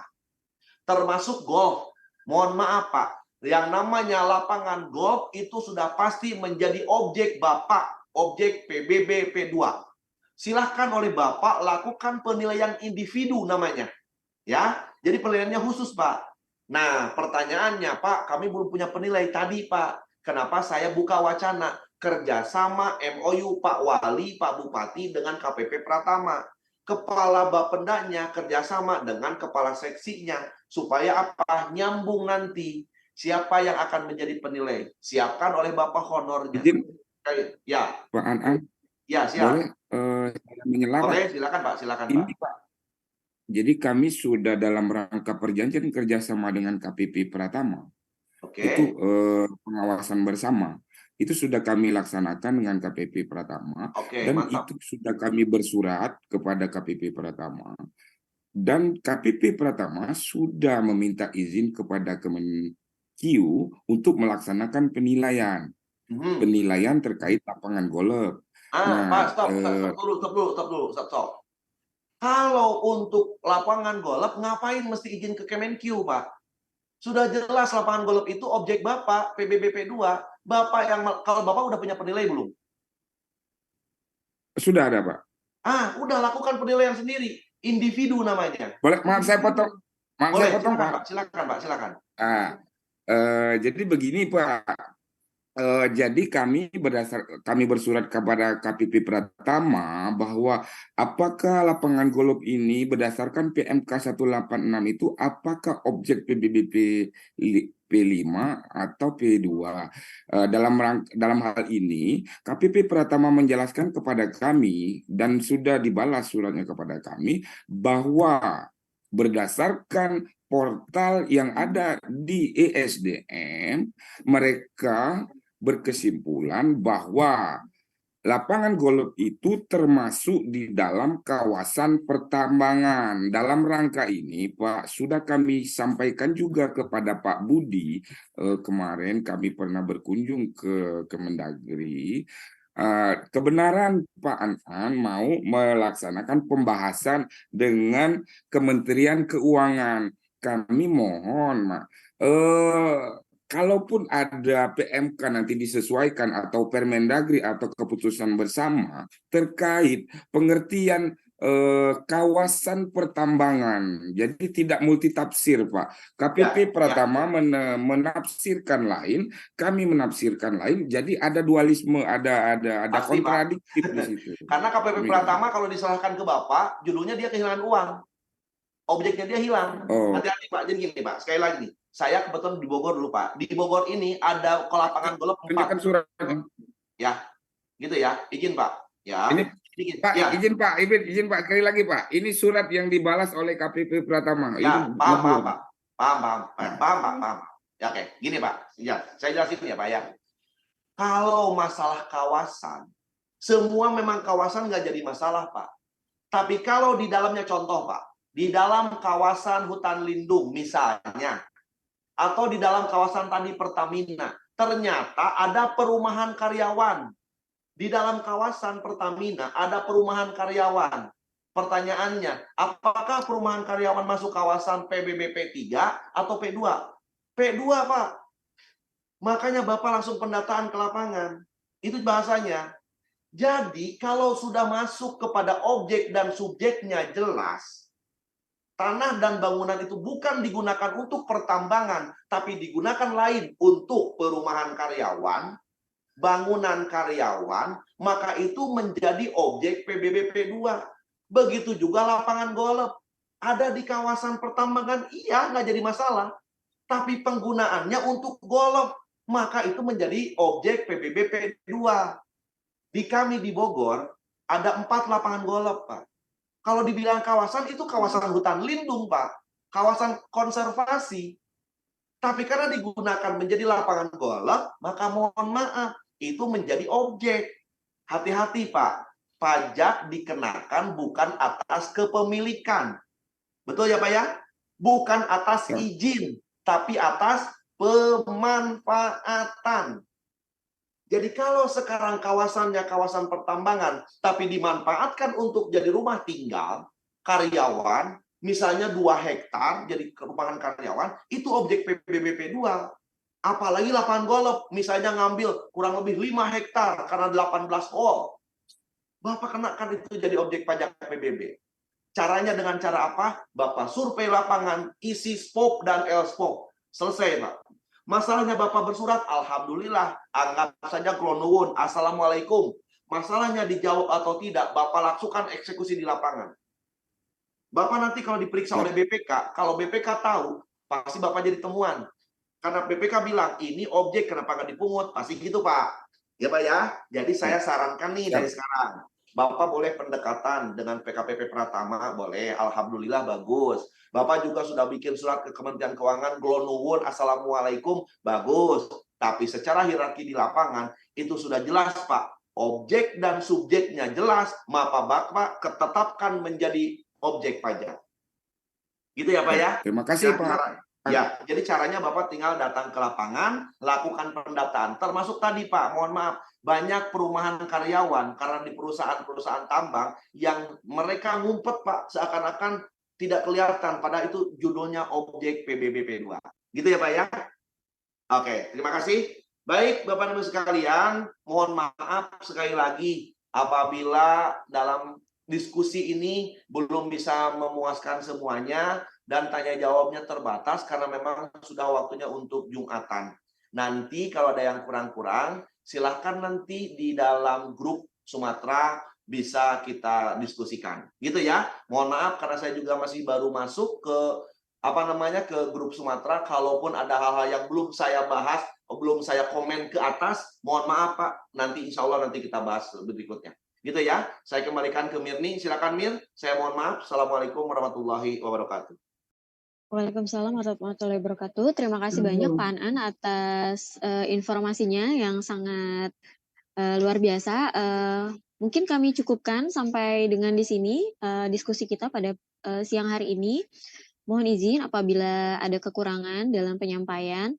Bila masih ada pertanyaan lagi yang ingin ditanyakan, bisa dilakukan melalui grup chat di Bapenda Sumatera. Nanti akan coba kami bantu jawab. Terima kasih. Wabillahi taufiq wal hidayah. Wassalamualaikum warahmatullahi wabarakatuh. Waalaikumsalam warahmatullahi wabarakatuh. Ya, terima kasih semuanya. Terima kasih Pak Anan. Sama-sama, izin ya. Terima kasih banyak Bapak dan Ibu sudah berpartisipasi. Segerakan semuanya fokus.